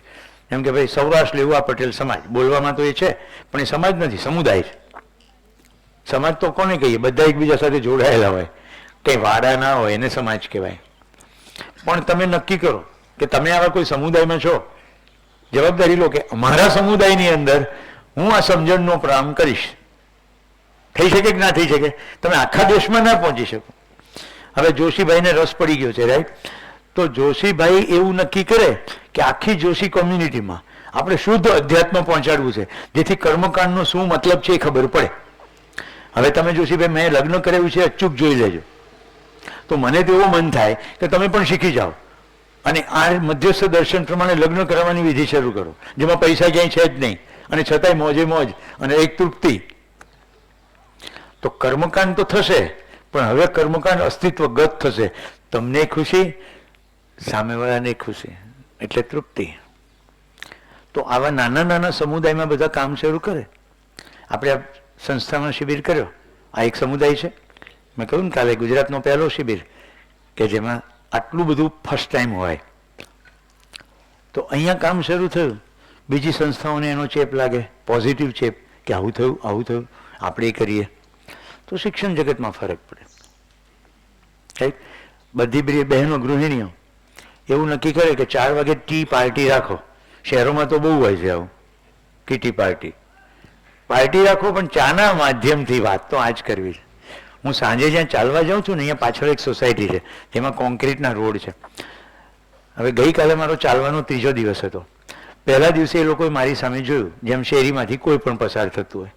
બીજે દિવસે એમાંથી એક બેન થોડું હસ્યા અને ગઈકાલે બધાએ મને નમસ્કાર કર્યા. અહીંની જ વાત કરી રહ્યો છું. મેં જાસૂદનો સુંદર ફોટો પાડ્યો તો એક બેન કે ભાઈ લઈ લ્યો. મેં કીધું ના, આ ફૂલ એની જગ્યા ઉપર સુંદર છે અને કાલે પણ મને જોવા મળશે. તો મારું એટલું તો ધ્યાન જવું જોઈએ ને કે કેટલો સ્વાગત ભાવ છે અહીંયા. મારું જો ધ્યાન જાય સ્વાગત ભાવ. એક બેને કાલે એવું કીધું કે આવો ચા પાણી કરીએ. મેં કીધું હવે મારો ચાલવાનો સમય પૂરો થયો છે ને હવે ભોજનનો સમય થયો છે. ભાઈ 2 દિવસથી મને એમની વાડીએ લઈ જવાનું આમંત્રણ આપે છે, પેલા ગુલાબીભાઈ. કાલ મને મળી ગયા, મારો સમય પૂરો થયો હતો એટલે એમણે મને બતાવી દીધું કે આ મારું ઘર છે. પ્રફુલ્લભાઈ, બરાબર ને? તો મારે પ્રફુલ્લભાઈનું શરીર જોવાનું કે પ્રફુલ્લભાઈનો સ્વાગત ભાવ જોવાનું? સ્વાગત ભાવ. હવે જો હું સ્વાગત ભાવ જોઉં તો હજી મેં ચા પાણી પીધા નથી, એમના ઘરે ગયો નથી, તો મારી ખુશી તો રોકડી થઈ ગઈ ને. પણ હું પ્રફુલ્લભાઈનો સ્વાગત ભાવ ના જોઉં, ખાલી શબ્દો સાંભળું, આવવાનું કીધું તું, તો કોણ પ્રફુલ્લભાઈ, કઈ વાડી, કયો શિબિર? હવે સમજો કે હું નથી પણ આવી શકતો, તો પણ અહીંથી હું જઈશ ત્યારે હું શું લઈને જઈશ? કે પુરુષાર્થ સંસ્થાની સામે કમસે કમ 3 ઘરો એવા છે. એમાં એક તો પ્રફુલ્લભાઈનું ઘર, બીજું મેં તમને જાસૂદવાળા બેનની વાત કરી અને પેલા ચા પાણીવાળા બેન, રાઈટ, ભજનવાળા જુદા.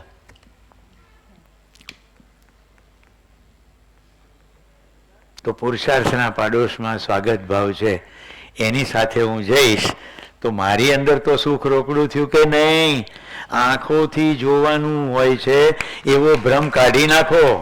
આંખોથી ખાલી દ્રશ્ય જાય છે, સમજવા માટે તો ધ્યાન દેવું પડે છે કે કયું દ્રશ્ય કેવી રીતે અંદર જઈ રહ્યું છે. આગળ વધીએ.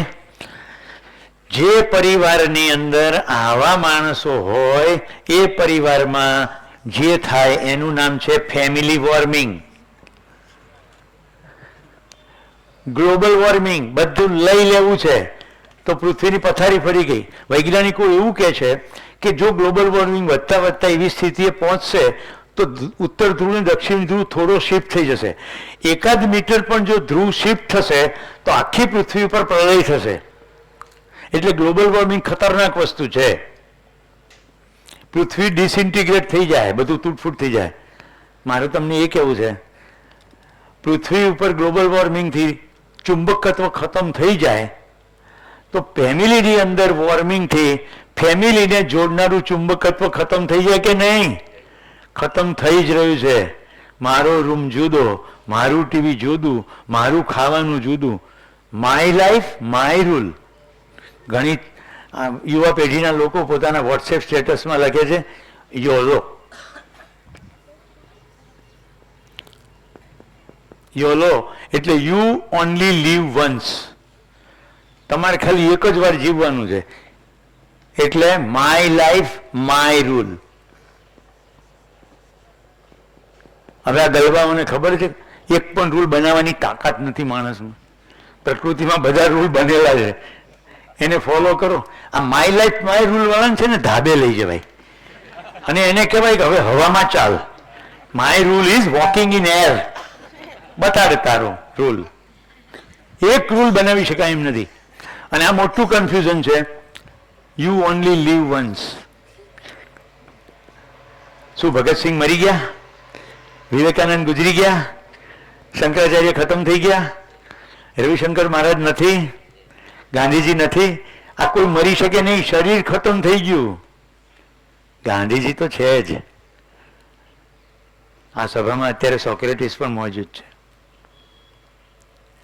ગાંધીજી એ શરીરનું નામ છે કે ગાંધીજી એ જીવનનું નામ છે? જેને આચરણ કરીને બતાડ્યું, જો કેટલી તાકાત છે. મારું જીવન એ જ મારી વાણી. નારાયણભાઈ દેસાઈએ ગાંધી કથાના પુસ્તકોના સંપુટનું નામ પાડ્યું છે મારું જીવન મારી વાણી. ગાંધીજીએ પોતાની આત્મકથાનું નામ શું કર્યું છે? સત્યના પ્રયોગો. My experiment with truth. હું અત્યંત રોમાંચ અને ખુશી સાથે કહું છું, અત્યારે મારા રોવાળા બેઠા થાય છે કીધા પછી કહેતા કે ગાંધીજી પછી આવી તાકાતવાળું કોઈ સ્ટેટમેન્ટ કર્યું હોય એ દીકરીનું નામ છે મલાલા, અને એના પુસ્તકનું નામ છે આઈ એમ મલાલા. હું મલાલા છું. પૃથ્વીના પાટલા ઉપર કોલર ઊંચું કરીને કહી શકે હું મલાલા છું. ખબર છે ને મલાલાની સ્ટોરી? આપણે સ્ટોરીમાં નહીં જઈએ, પણ આપણી વચ્ચે આવા લોકો છે. ગ્રેટા થનબર્ગ કાલે વાત કરી હતી ને, ઈચ્છીએ છીએ ફેમિલી વોર્મિંગ થાય, ચુંબકત્વ તૂટી જાય? નથી ઈચ્છતા ને? તો લેન કરીશું કે દેન કરીશું? વિચારવા માંડો. તમે જે કુટુંબમાં છો તે કુટુંબમાં તમે કેટલું આપી રહ્યા છો? પ્રકૃતિનો નિયમ તો આપવાનો છે. ભીમસિંહભાઈ, આજ સવારની ચર્ચા, તમે જે પરિવાર ઉપાડ્યો, આપવાનો ભાવ રાખ્યો, તો પ્રકૃતિમાં નિયમ છે, સહી કી ઈચ્છા કરતે ही વાતાવરણ અનુકૂળ हो जाता है.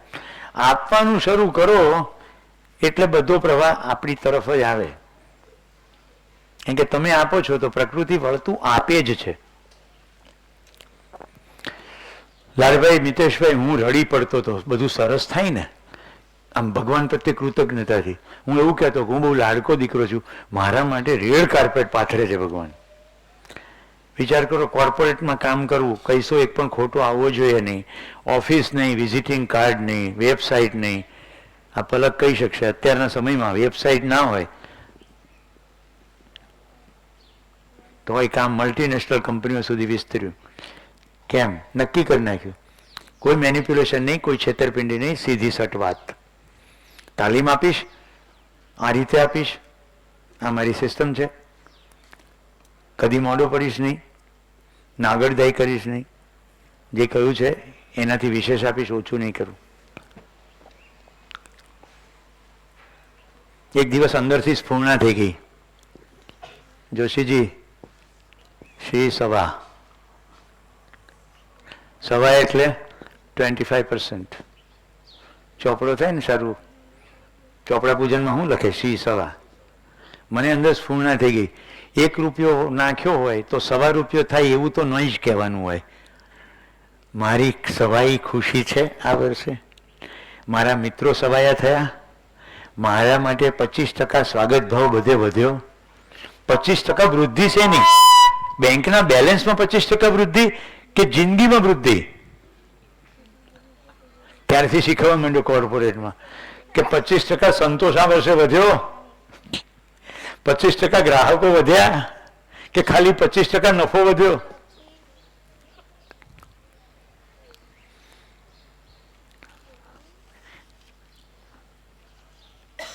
તો મિત્રો, આપણે ગઈકાલનો પ્રસ્તાવ જોયો છે આટલો.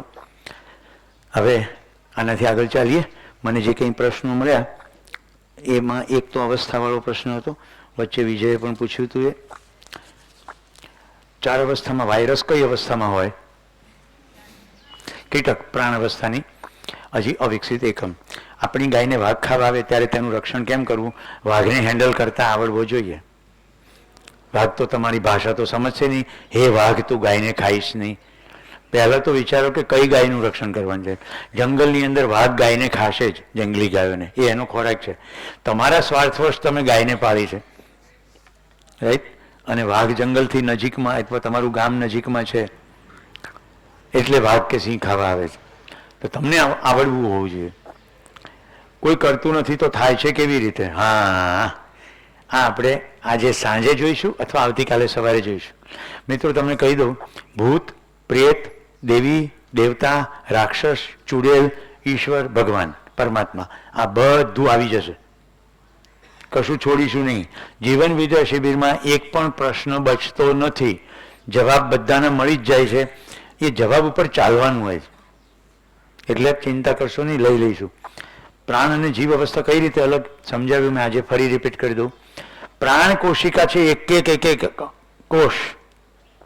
પ્રાણ કોશિકાથી બનતા સામાન્યમાં સામાન્ય શરીર એટલે લીલ, થોડું વિકસિત શરીર એટલે વૃક્ષ, પછી થોડા હરતા ફરતા શરીરો, વંદા, દેડકા, પેટે ઘસડનારા સાપ, ગરોળા, હજી થોડા વધારે સસ્તન પ્રાણીઓ જેમાં દૂધની ગ્રંથિ. તો જીવ અવસ્થામાં આપણે કોને કહીએ છીએ? જેને પાળી શકાય એ તમામ જીવ અવસ્થામાં આવે, જે માનવીય સંકેતોને ગ્રહણ કરે. આપણે વિજ્ઞાનમાં છે ને 3 પ્રકારના જીવો શીખ્યા છે. મધ્યસ્થ દર્શનમાં એના માટે સુંદર શબ્દો છે: સ્વેદજ, અંડજ અને પિંડજ. માથામાં થતા જૂખ, જૂ, લીખ, ટોલા. સ્વેદજ, કીચડ થાય ને અમુક પ્રકારના કીડા તૈયાર થઈ જાય, રાઈટ? કચરો ભેગો થાય એમાંથી અમુક જંતુઓ બની જાય, તો એ સ્વેદજ.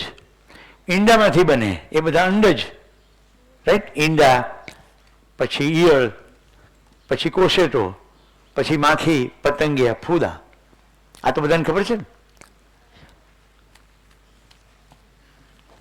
અને આ ભાઈ ગયા એ પિંડ જ. આખો આખું પિંડ માના શરીરમાંથી તૈયાર થઈને બહાર આવે, એને પિંડ જ કહેવાય. તો આવા વિવિધ શરીરો છે. હવે પિંડ જ જે શરીર છે, માનવનું શરીર પિંડ જમાં આવે. પણ પ્રાણીઓથી અલગ કઈ રીતે છે? મેં ગઈકાલે સમજાવી દીધું. યાદ કરો, ગાય, હાથી અને માણસ. ગાયનું બચ્ચું જાતે મા પાસે જઈને ધાવવા માંડે, પ્રકૃતિની ડિઝાઇન. હાથીનું બચ્ચું એની મા પાસે જઈને ધાવવા માંડે. માણસનું બચ્ચું જાતે જઈને ધાવી શકે નહીં, એને બીજા માણસની સપોર્ટ પડે ને પડે જરૂર.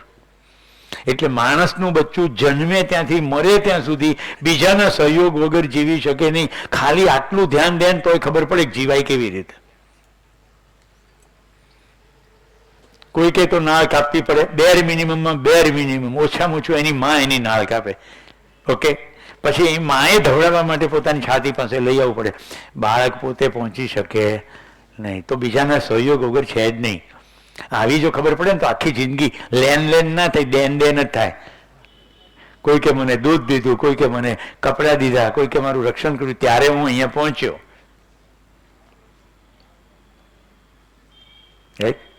મને એક દિવસ વિચાર આવ્યો કે ભગતસિંહને થેન્ક યુ કેવી રીતે કહેવું. પલક વિચાર પક્ષ વિચાર આવા વિચાર આવે કે ભગતસિંહને થેન્ક યુ કેવી રીતે કહેવું. મેં પૂછ્યું, ઉપર સ્વર્ગમાં જશે, રાઈટ? આપણે સારું કામ કરીએ તો આપણે સ્વર્ગમાં જ મેળ પડે. અને ભગતસિંહની રૂમ શેર કરવાનો આવે અથવા એની બાજુમાં આપણને રૂમ મળે તો જઈને થેન્ક યુ કહીએ.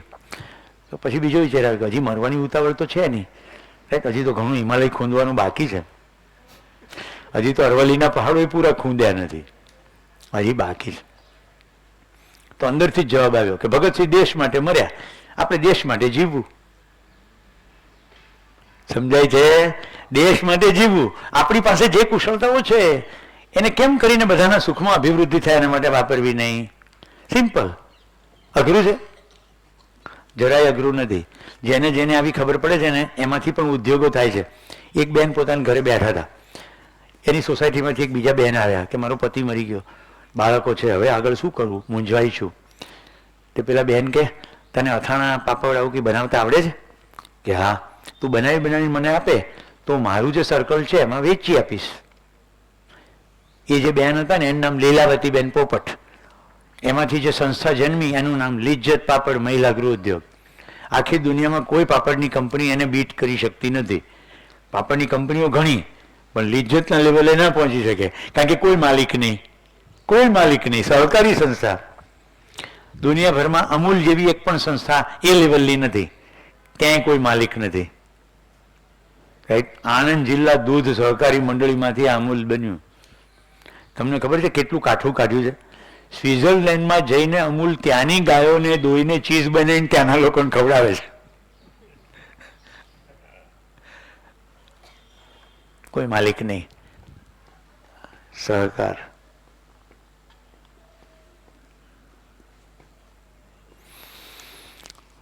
તો પ્રાણ અને જીવ અવસ્થાની વાત થઈ ગઈ. કોઈ કરતું નથી તો આસ્થા શ્રદ્ધાની શું જરૂર? એ તો જાણે પ્રશ્ન પૂછ્યો એ. ગઈકાલે આસ્થા અને શ્રદ્ધા બે સ્પષ્ટ કર્યું છે મેં.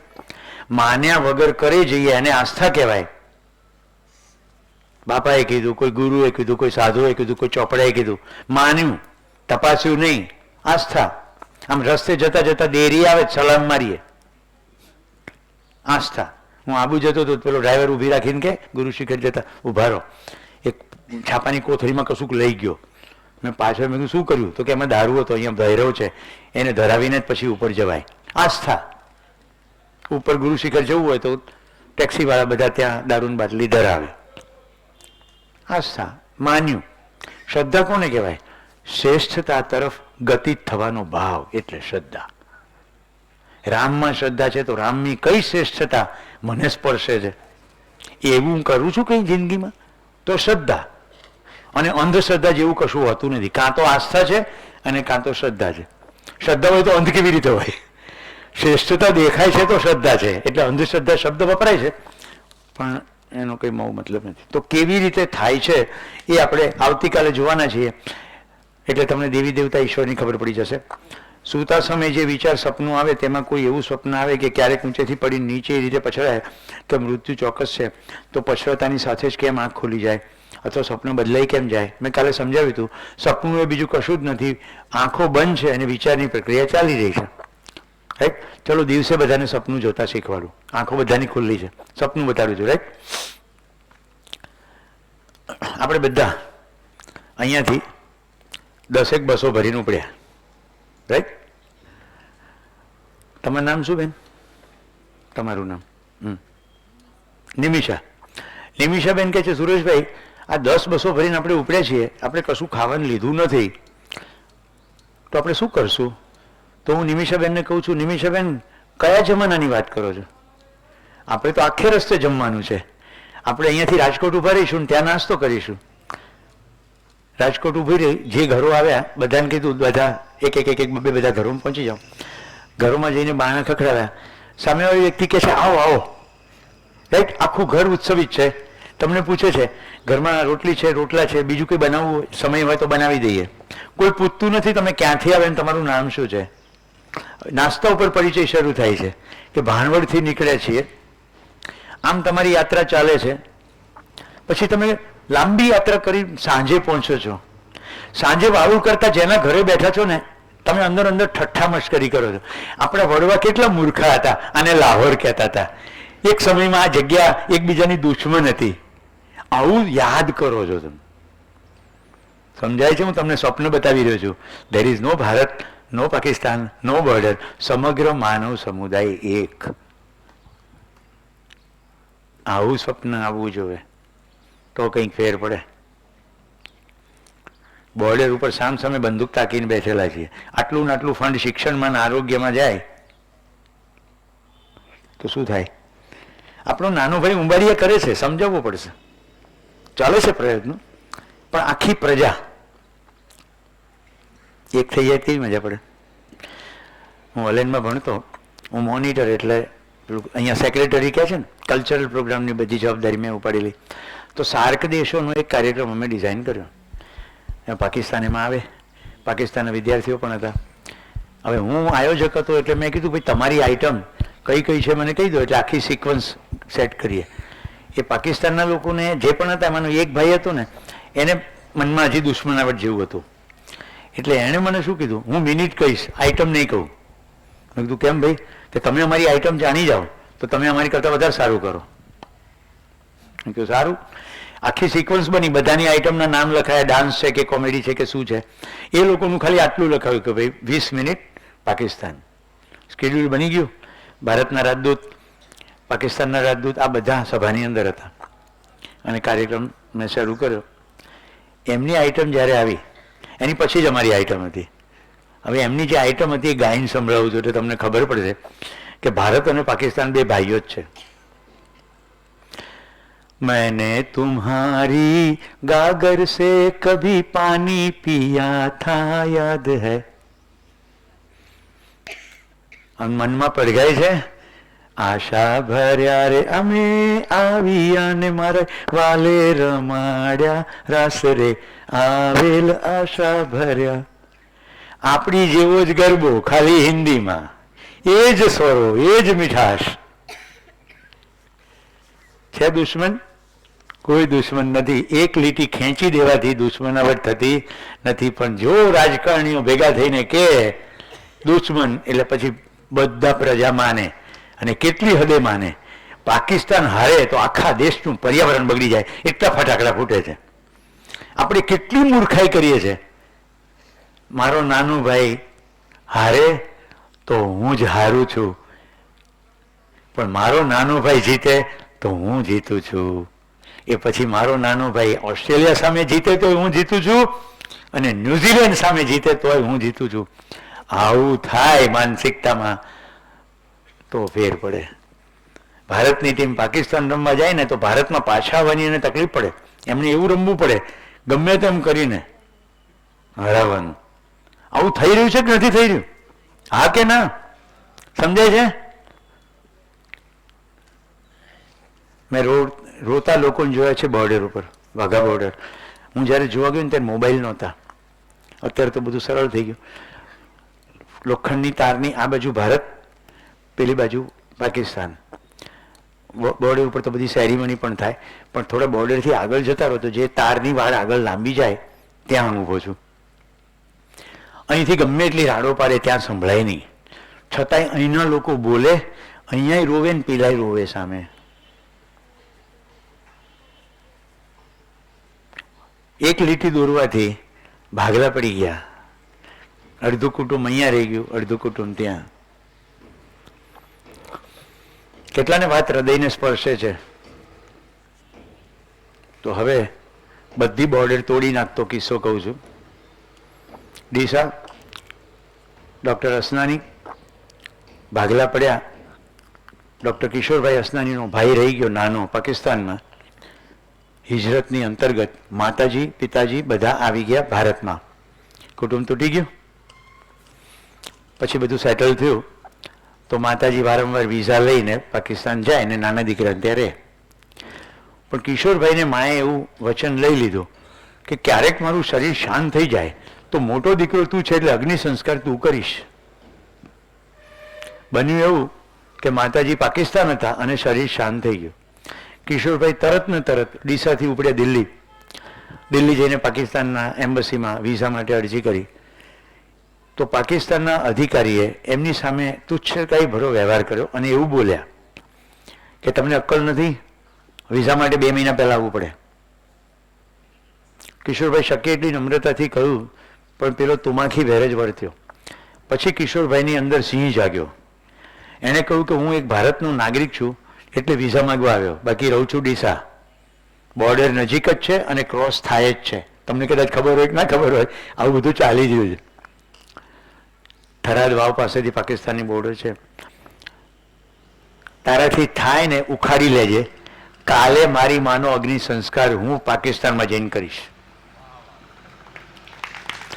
હવે આજે રાડ પાડી એ જ વખતે સંયોગ એવો બન્યો કે પાકિસ્તાનના ફર્સ્ટ સેક્રેટરી અથવા તમારી ભાષામાં કહે તો રાજદૂત, એનું એમના રૂમમાંથી બહાર નીકળવું અને આ અવાજ સાંભળ્યો એટલે એમણે કહ્યું કે શું થઈ રહ્યું છે. એટલે ખબર પડી કે આવું થયું છે. પેલા 2 હાથ જોડીને માફી માગી પોતાની રૂમમાં લઈ ગયા, કિશોરભાઈને પાણી પાયું, કોફી પાયું, ફરી બહાર લઈ આવ્યા, આખી એમ્બસીના બધા અધિકારીઓને ભેગા કર્યા અને કહ્યું કે આખી એમ્બસી વતી હું કિશોરભાઈની માફી માગું છું. અને પેલાના અધિકારીને તતડાયો કે એટલી અક્કલ ચાલવી જોઈએ કે કોઈકની માનું મૃત્યુ થયું છે, માથી વધારે બીજું કશું હોઈ શકે નહીં. ઓન ધ સ્પોટ વિઝા આપવામાં આવ્યા. એટલું જ નહીં, પાકિસ્તાન એરલાઇન્સમાં ફોન કર્યો કે પહેલી ફ્લાઇટ પાકિસ્તાન જતી કઈ છે, કિશોરભાઈને દિલ્હીથી પાછું જવું ના પડે. રાઈટ, બધી જ વ્યવસ્થા કરીને પાકિસ્તાન એમને પહોંચાડવામાં આવ્યા. એટલું જ નહીં, અગ્નિ સંસ્કાર વખતે પાકિસ્તાનનો અધિકારી ત્યાં ઉપસ્થિત રહ્યો. બોલો મને કહો, પાકિસ્તાન દુશ્મન છે? પાકિસ્તાન દુશ્મન નથી, બધે માણસો જ છે. જો ધ્યાન દે, જોશીભાઈની આંખ વરસી ગઈ, જો તમે ધ્યાન દો તો બિલકુલ ખબર પડે કે બધું માન્યતા અંતર્ગત છે. પેલો નાનો અધિકારી જેને તુમાખી ફેર પડતી, એ શું માને છે? દુશ્મન. પેલો મોટો અધિકારી શું માને છે? કોઈની માનું અવસાન થયું છે. ભારતના ઉપરાષ્ટ્રપતિ ભૈરોસિંહ શખાવતની માતાજીનું અવસાન થયું. ભારતના રાષ્ટ્રપતિ ડૉક્ટર કલામ સાહેબ એમને ત્યાં બેસવા ગયા, એમની ખુરશી નાખવામાં આવી, પણ કલામ સાહેબ ખુરશી પર બેસવાને બદલે નીચે બેસી ગયા મૃત શરીર પાસે. સેક્રેટરીએ કલામ સાહેબને કાનમાં કહ્યું, સાહેબ પ્રોટોકોલ પ્રમાણે આપ રાષ્ટ્રપતિ છો, આપ નીચે ન બેસી શકો, આપણે ઉપર બેસવું જોઈએ. કલામ સાહેબે કંઈ સાંભળ્યું નહીં અને પછી કહ્યું પ્રોટોકોલમાં સુધારો કરો. એક માનું અવસાન થાય છે ત્યારે દીકરો બાજુમાં બેઠો છે, રાષ્ટ્રપતિ નહીં.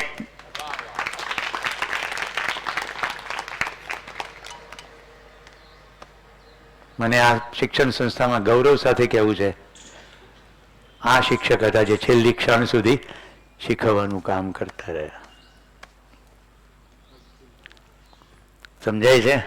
અને આપણી કેવી કેવી માન્યતાઓ છે મુસલમાનો વિશે, સરદારો વિશે. મને એટલું ખરાબ લાગે કોઈ સરદારની જોક કરે ત્યારે. એક સરદાર ભગતસિંહ આપણા બધા માટે ફાંસી લટકી ગયા. આપણી આખી જિંદગી સરદાર ઉપર જોક કરી શકાય નહીં. આપણે બાપુ ઉપર પણ બહુ જોક ચાલે, હા કે ના? કૃષ્ણકુમાર સિંહજી પહેલું રજવાડું આપનાર સરદાર પટેલને, અને ભારતના એકીકરણનું પહેલું સ્ટેપ ભાવનગર. સયાજીરાવ ગાયકવાડ, ગોંડલના ભગવતસિંહજી, આ બધા બાપુઓ થઈ ગયા. પ્રજાવત્સલ રાજવીઓ. કેવી રીતે બાપુ ઉપર જોક થાય? કેવી રીતે મુસલમાન પ્રત્યે ધિક્કાર આવે? જ્યારે કલામ સાહેબ, અશફાકુલ્લા ખાન, કેટલા બધા આપણા દેશમાં થયા આઝાદીની લડાઈમાં. કેટલાને પકડાય છે માન્યતા. વોટ્સએપમાં બહુ બધું ગંદવાડો ચાલ્યા કરે છે સતત. રાઈટ, એમ તો કહીએ એક બાજુ કે બધામાં ભગવાન તારો વાસ છે, અને પછી આવી માન્યતાઓ પકડી રાખીએ. તો સપનાની વાત મેં કહી દીધી. સપના એવા આવે જેવું આપણે અગાઉ વિચાર્યું હોય. અહીંયા લખ્યું છે કે આંખ કેમ ખુલી જાય? ખુલી જ જાય ને. આપણે મરવાની ક્યાં સ્વીકૃતિ છે? કોઈને મરવું છે? આ સભામાં જેને મરવાની ઈચ્છા હોય તે હાથ ઉપર કરો. એટલે ભીમસિંહભાઈ પાસે સાધનો મગાવવું. તમારે મરી જવું છે? ભીમસિંહભાઈ એમને મરી જવું છે, એમને તાત્કાલિક આ ક્ષેત્રના ગુંડાઓ પાસે પહોંચાડી દો. એ બેન સાચા અર્થમાં કહેતા હશે મરી જવું એટલે અહમનું મૃત્યુ થાય, મરવાનું, શરીરનું મૃત્યુ કરવાનું નથી. મરો જોગી મરો, એવું મેં કીધું હતું ને એક પુસ્તકનો ઉલ્લેખ. શું એવું જાણવું કે વિચારનારી આત્મા કે મનને એ નથી ખબર કે મર્યા પછી શું થાય? આ પ્રશ્ન નથી, આ ગૂંચવાડો છે. કાલે કોઈક બોલ્યું તું મારો આત્મા, એટલે 3 પાર્ટી થઈ ગઈ. હું, મારો આત્મા અને મારું શરીર. હજી હું ના ઠેકાણો નથી, ત્યાં પછી આત્માની ક્યાં વાત કરવી? પેલા હું તો સમજીએ.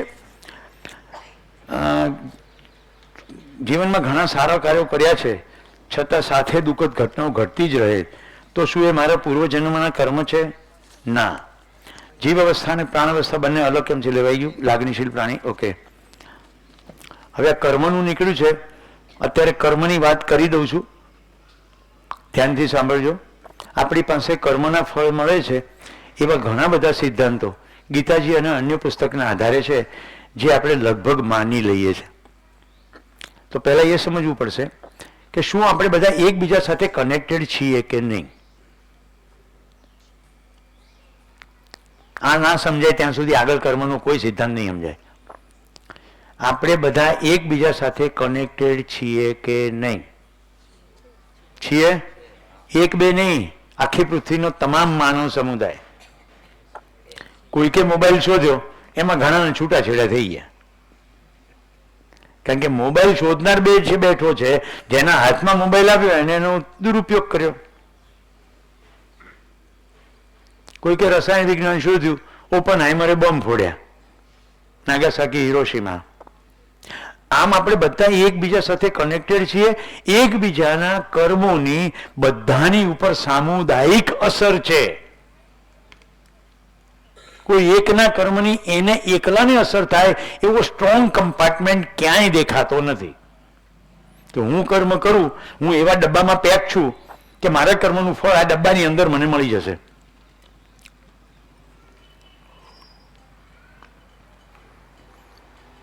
હું જે પ્રસ્તાવ મૂકું છું, જુઓ, હું જે કર્મ કરું એના ફળ માત્ર મારે નહીં, આખી માનવ જાતે ભોગવવા પડે છે, હમણાં અથવા પછી. ગાંધીજી અને અસંખ્ય લોકોના પ્રયત્નથી દેશ આઝાદ થયો. નેલ્સન મંડેલા કહે છે, ગાંધીજીને કારણે હું જેલમાં ટકી ગયો.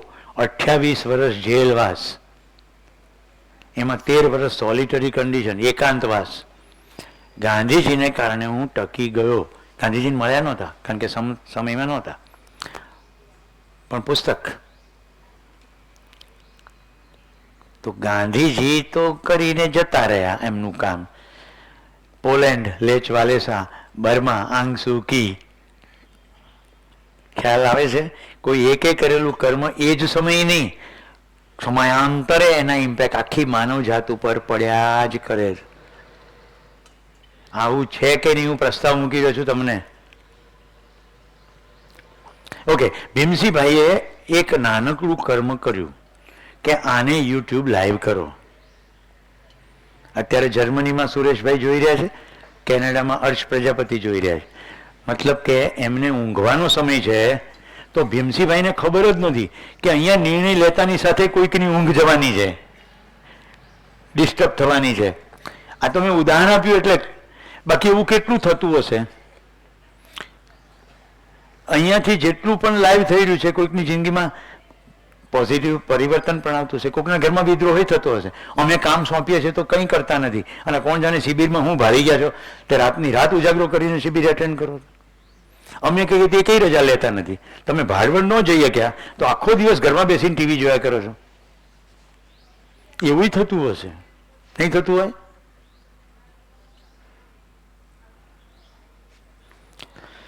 તો મારો પ્રસ્તાવ એવો છે, કોઈ એકના કર્મનું ફળ આખી માનવજાત ભોગવે છે, અને આખી માનવજાતના તમામ કર્મોનું ફળ તમામે તમામ માનવો ભોગવે છે.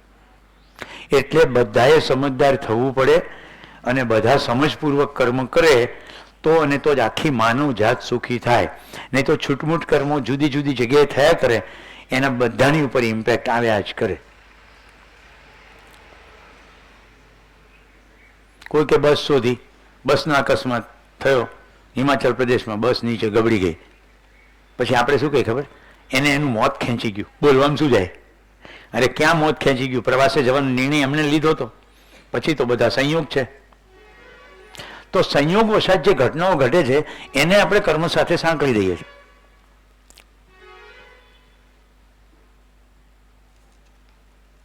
તો જૂના જે કંઈ સિદ્ધાંતો છે તમે જાતે તપાસો. હવે હું એમ કહું છું કે કર ભલા હોગા ભલા, રાઈટ? કડી યુનિવર્સિટીની સ્થાપનાના મૂળિયામાં જે વ્યક્તિ છે છગનભા, એમણે પટેલવાસમાંથી 3-4 છોકરાઓને ઉઘરાવ્યા કે ભણો તો કંઈક જિંદગીમાં કરશો, રાઈટ? 100થી વધુ વર્ષ થઈ ગયા વાતને. એમ કરતાં કરતાં પટેલ કેળવણી મંડળ થયું. પછી ગામના બીજા લોકો આવ્યા કે છગનભા ખાલી પટેલ પૂરતું શું કામ, એટલે નામ બદલી નાખ્યું સર્વ કેળવણી મંડળ. અત્યારે પણ કડી સર્વ વિશ્વવિદ્યાલય, એટલે એકચ્યુઅલી એ સર્વ શબ્દ ત્યાંથી આવ્યો છે. એમ અત્યારે આટલી સંસ્થા મોટી થઈ અને લગભગ 50,000થી વધુ વિદ્યાર્થીઓ ભણી રહ્યા છે.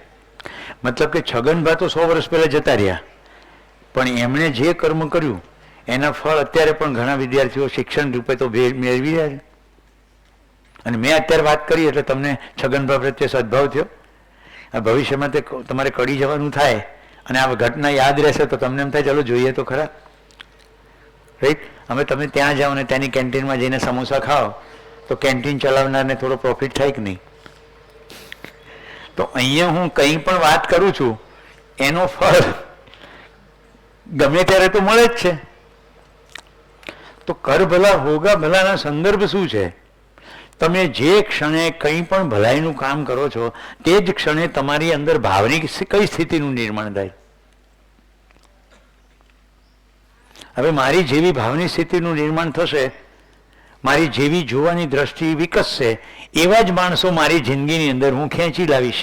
સાદું ઉદાહરણ, જેને સ્કૂટર લેવાનું હોય ને રોડ ઉપર સ્કૂટર દેખાય છે કે નહીં? જોનાર તો હું જ છું. મારી અંદર તીવ્ર ઈચ્છા થઈ ગઈ કે સ્કૂટર લેવાનું છે, તો હવે હું electronic scooter, non electronic scooter, right, બજાજનું સ્કૂટર, બીજી કંપનીઓના સ્કૂટર, બધું આ જ જોઈશ. જેને નવો ડ્રેસ કે નવી સાડી કે નવું શર્ટ લેવાનું છે એ દુકાનમાં જશે તો શું જોશે? આ જ જોશે. તો મારું ભાવ તત્વ જ્યારે એવું દ્રઢ થાય છે કે મારે ભલાઈનું કામ કરવું છે, તો મારી દ્રષ્ટિ એવી કેળવાય છે કે તેવા માણસો, તેવી ઘટનાઓ જ મને દેખાય છે, તો મારી મૈત્રી એની સાથે જ થશે. હવે મારી રોજ ઉઠક બેઠક કોઈ ભલા માણસ સાથે છે તો મારી જિંદગીમાં ભલાઈ થશે કે નહીં થાય? કેટલાને સમજાય છે?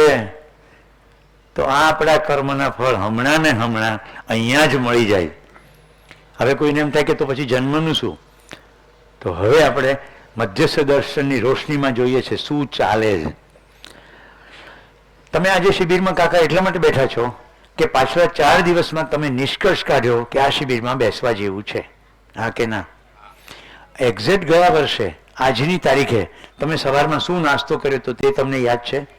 પણ એટલો નિષ્કર્ષ છે કે સવારે નાસ્તો, બપોરે ભોજન ને સાંજે વાળું કરતા અહીંયા પહોંચ્યા છીએ, તો શરીર ટકાવવા માટે ભોજન કરવું પડશે. નિષ્કર્ષ છે ને? બધાને નિષ્કર્ષ છે? હવે પ્રસ્તાવ મૂકું છું. જિંદગીની પ્રત્યેક ક્ષણે આપણે પછી શું કરવું એનો નિર્ણય આગલી જેટલી જિંદગી જીવ્યા છીએ એના નિષ્કર્ષના આધારે જ કરીએ છીએ. પ્રત્યેક ક્ષણે હવે હું શું કરીશ એ કેવળ નિષ્કર્ષના આધારે છે. ડિટેલ બધું યાદ નથી રહેતી, પણ નિષ્કર્ષ યાદ રહે છે.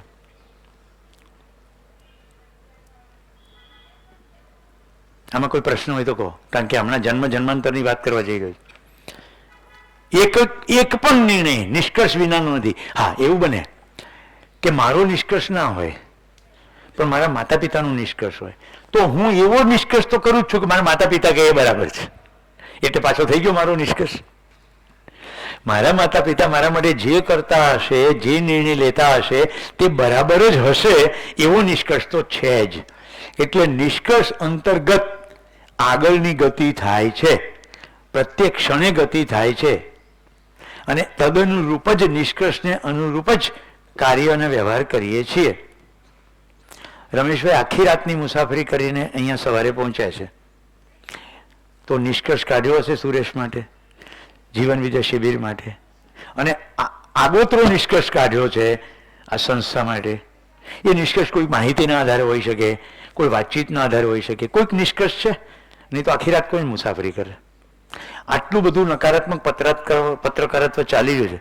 આપણે છાપાઓ ને ટેલિવિઝન નકરું કચરાથી ઉભરાય છે, હા કે ના? તમે છાપું વાંચો ને અને સંવેદનશીલ માણસ હોય ને તો ચા નહીં પી શકો. ખૂન, બળાત્કાર, તમામ પ્રકારની છેતરપિંડીથી 80 થી 90% છાપું ભરાયેલું છે.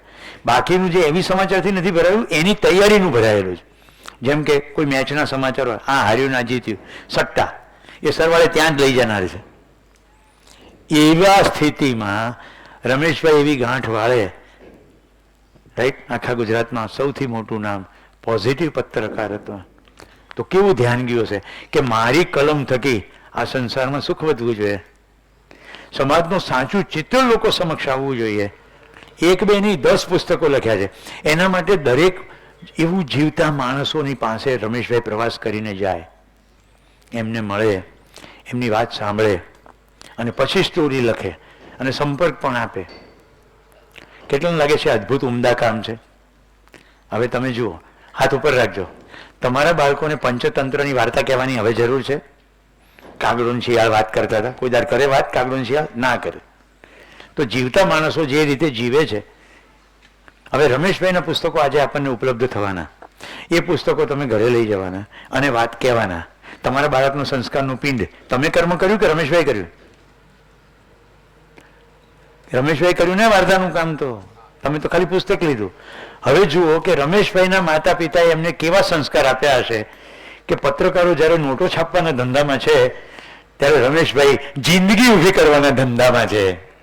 ધંધો જ ના કહેવું જોઈએ, પણ ભાષા પ્રયોગ.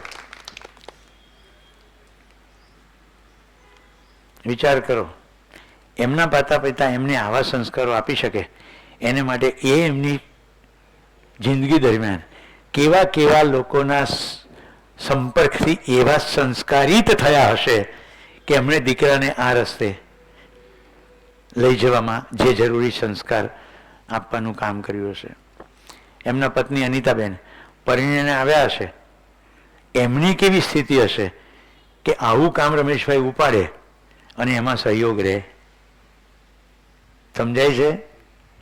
હવે આપણે એમ કહીએ કે રમેશભાઈ તો જિંદગી ટનાટન, તો રમેશભાઈ એકલાને કારણે એમની જિંદગી ટનાટન?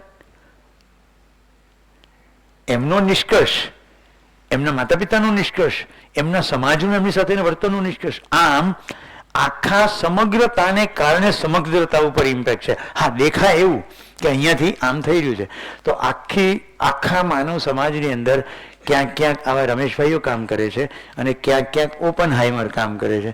આ બધાની સામુદાયિક અસર આખા સમાજ પર પડે છે. એમાં સમાજના લોકો વસ્તિત્વગત સચ્ચાઈઓ ઉપર ધ્યાન આપતા જાય તો વધુ ને વધુ રમેશભાઈઓ ઉત્પન્ન થાય છે. આટલું સિમ્પલ છે. તો કર્મનો સિદ્ધાંત કેટલું કામ કરે છે? નિષ્કર્ષ પર વ્યક્તિ આગળ જાય છે. હવે હું આમ કામ કરી રહ્યો છું, મારો અત્યારે નિષ્કર્ષ નીકળી ગયો, મેં કહી દીધું જિંદગી જીવન વિદ્યામાં આપી. મારી મોજ શેની છે? તમારી જિંદગી મોજ આવે એ મારી મોજ. આ નિષ્કર્ષ નીકળી ગયો. હવે મારું શરીર કોઈક સંજોગોમાં ખતમ થઈ જાય તો હવે હું આગળનું કયું શરીર લઈ જઉં છું? ભાઈ, એવા માતા પિતાના ત્યાં હું જઈશ, એવો ગર્ભ પસંદ કરીશ જ્યાં મારી આ જ દિશામાં આગળની યાત્રા વધારે સારી ચાલે. કોઈને એમ થાય તો કોઈ ગરીબના ઝૂંપડામાં કેમ જન્મે? તો એક શિબિરનો જ પ્રસંગ કહું છું. રાહુલ નામનો વિદ્યાર્થી કહે છે 10મા ધોરણમાં મેં ધાબા ઉપરથી એટલા માટે કૂદકો માર્યો કે મારા ઘરની સામે ઝૂંપડામાં જે પરિવાર રહેતું હતું એમાંના એક છોકરાનો હાથ ભાંગ્યો હતો અને એના માતા પિતા એને બહુ કેર કરતા હતા. જ્યારે મારી માએ નોકરી કરતી હતી, મારા પિતાએ નોકરી કરતા હતા અને મને પ્રેમ મળતો નહોતો. હું પ્રેમનો એટલો ભૂખ્યો થઈ ગયો, મને ખબર જ નહોતી એની સાથે પીડા સંકળાયેલી. એટલે મેં ઠેકડો મારી દીધો કે મારો હાથ ભાંગે કે પગ ભાંગે તો મારા માતા પિતા મને પ્રેમ કરશે.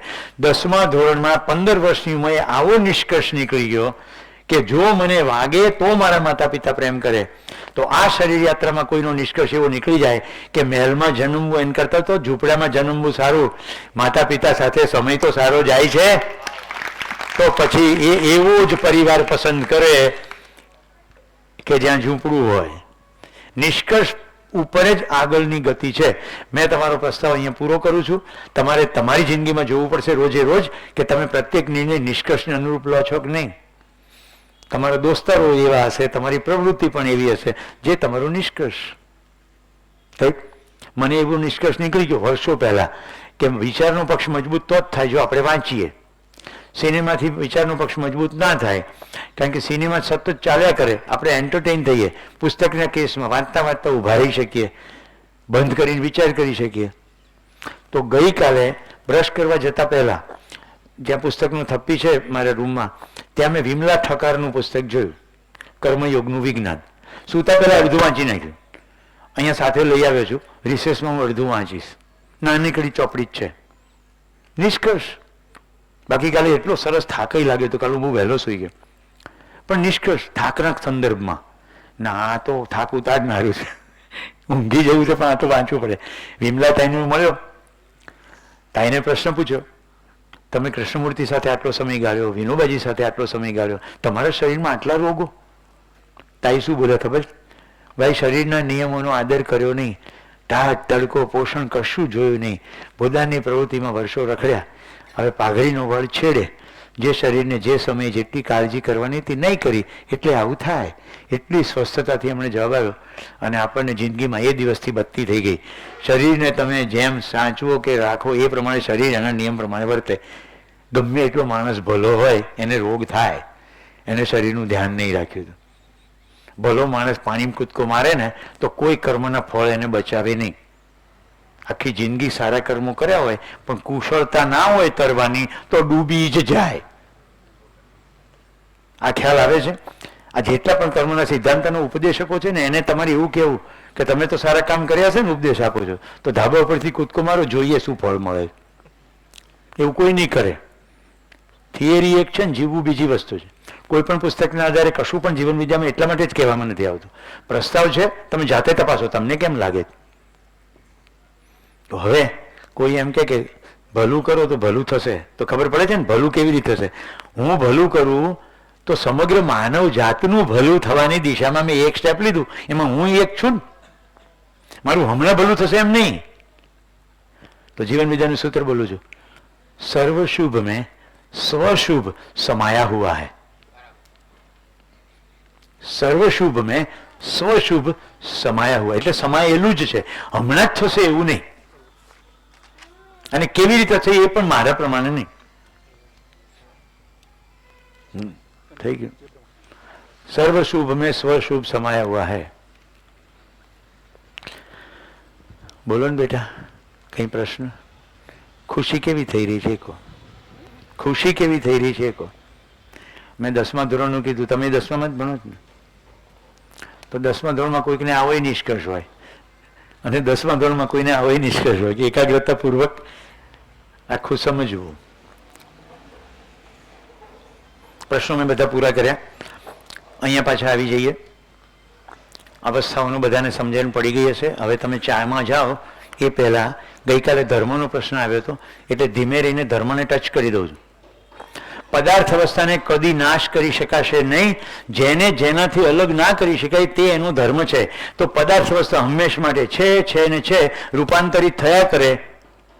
રાઈટ? લોખંડની ખીલી કટાઈ જાય પણ ખીલીનું જે તત્વ છે તે તો રહે ને રહે જ. આ શરીર વિઘટિત થઈ જાય, માટીમાં મળી જાય, હવામાં મળી જાય, પણ મસાલો બધો અહીંયા ને અહીંયા રહે. પૃથ્વીનો ટોટલ માસમાં ફેર પડે નહીં, એટલો ને એટલો રહે. સિવાય કે થોડી ઉલ્કા પડે એનું થોડું વજન વધતું હશે, બાકી અધરવાઇઝ માસ આટલો ને એટલો રહે. કશું બહારથી આવે નહીં, બધું અહીંયાથી જ છે. પદાર્થનો ધર્મ છે અસ્થિ. વનસ્પતિ પદાર્થોના મલ્ટિપ્લિકેશન, સંયોજનો, રસાયણો. વનસ્પતિનો ધર્મ છે પુષ્ટિ, એ વધ્યા જ કરે. બીજ વૃક્ષ, બીજ વૃક્ષ, બીજ વૃક્ષ ચાલ્યા જ કરે. પુષ્ટિ. પુષ્ટિ એટલે વધવું, પુષ્ટિ એટલે વધવું, વધતા જ જવું. એટલે જંગલો અતિ સમૃદ્ધ હોય, પગે ના મૂકી શકાય. આંદામાનના જંગલોમાં પગ ના મૂકી શકાય. હું ગયો આંદામાન ત્યારે મેં જોયું. અને કેટલું અદ્ભુત સજ્જ. મોટા વૃક્ષો, એની ઉપર ચડેલા વેલા, નાના વૃક્ષો, એનાથી પણ નાના છોડવાઓ ક્ષુભ, અને જમીન ઉપર પણ પ્રસરેલી વનસ્પતિ, બધું જ સમૃદ્ધિથી ભરપૂર. તો વનસ્પતિનો ધર્મ, પ્રાણ અવસ્થાનો ધર્મ પુષ્ટિ. જીવ અવસ્થાનો ધર્મ જીવવાની આશા.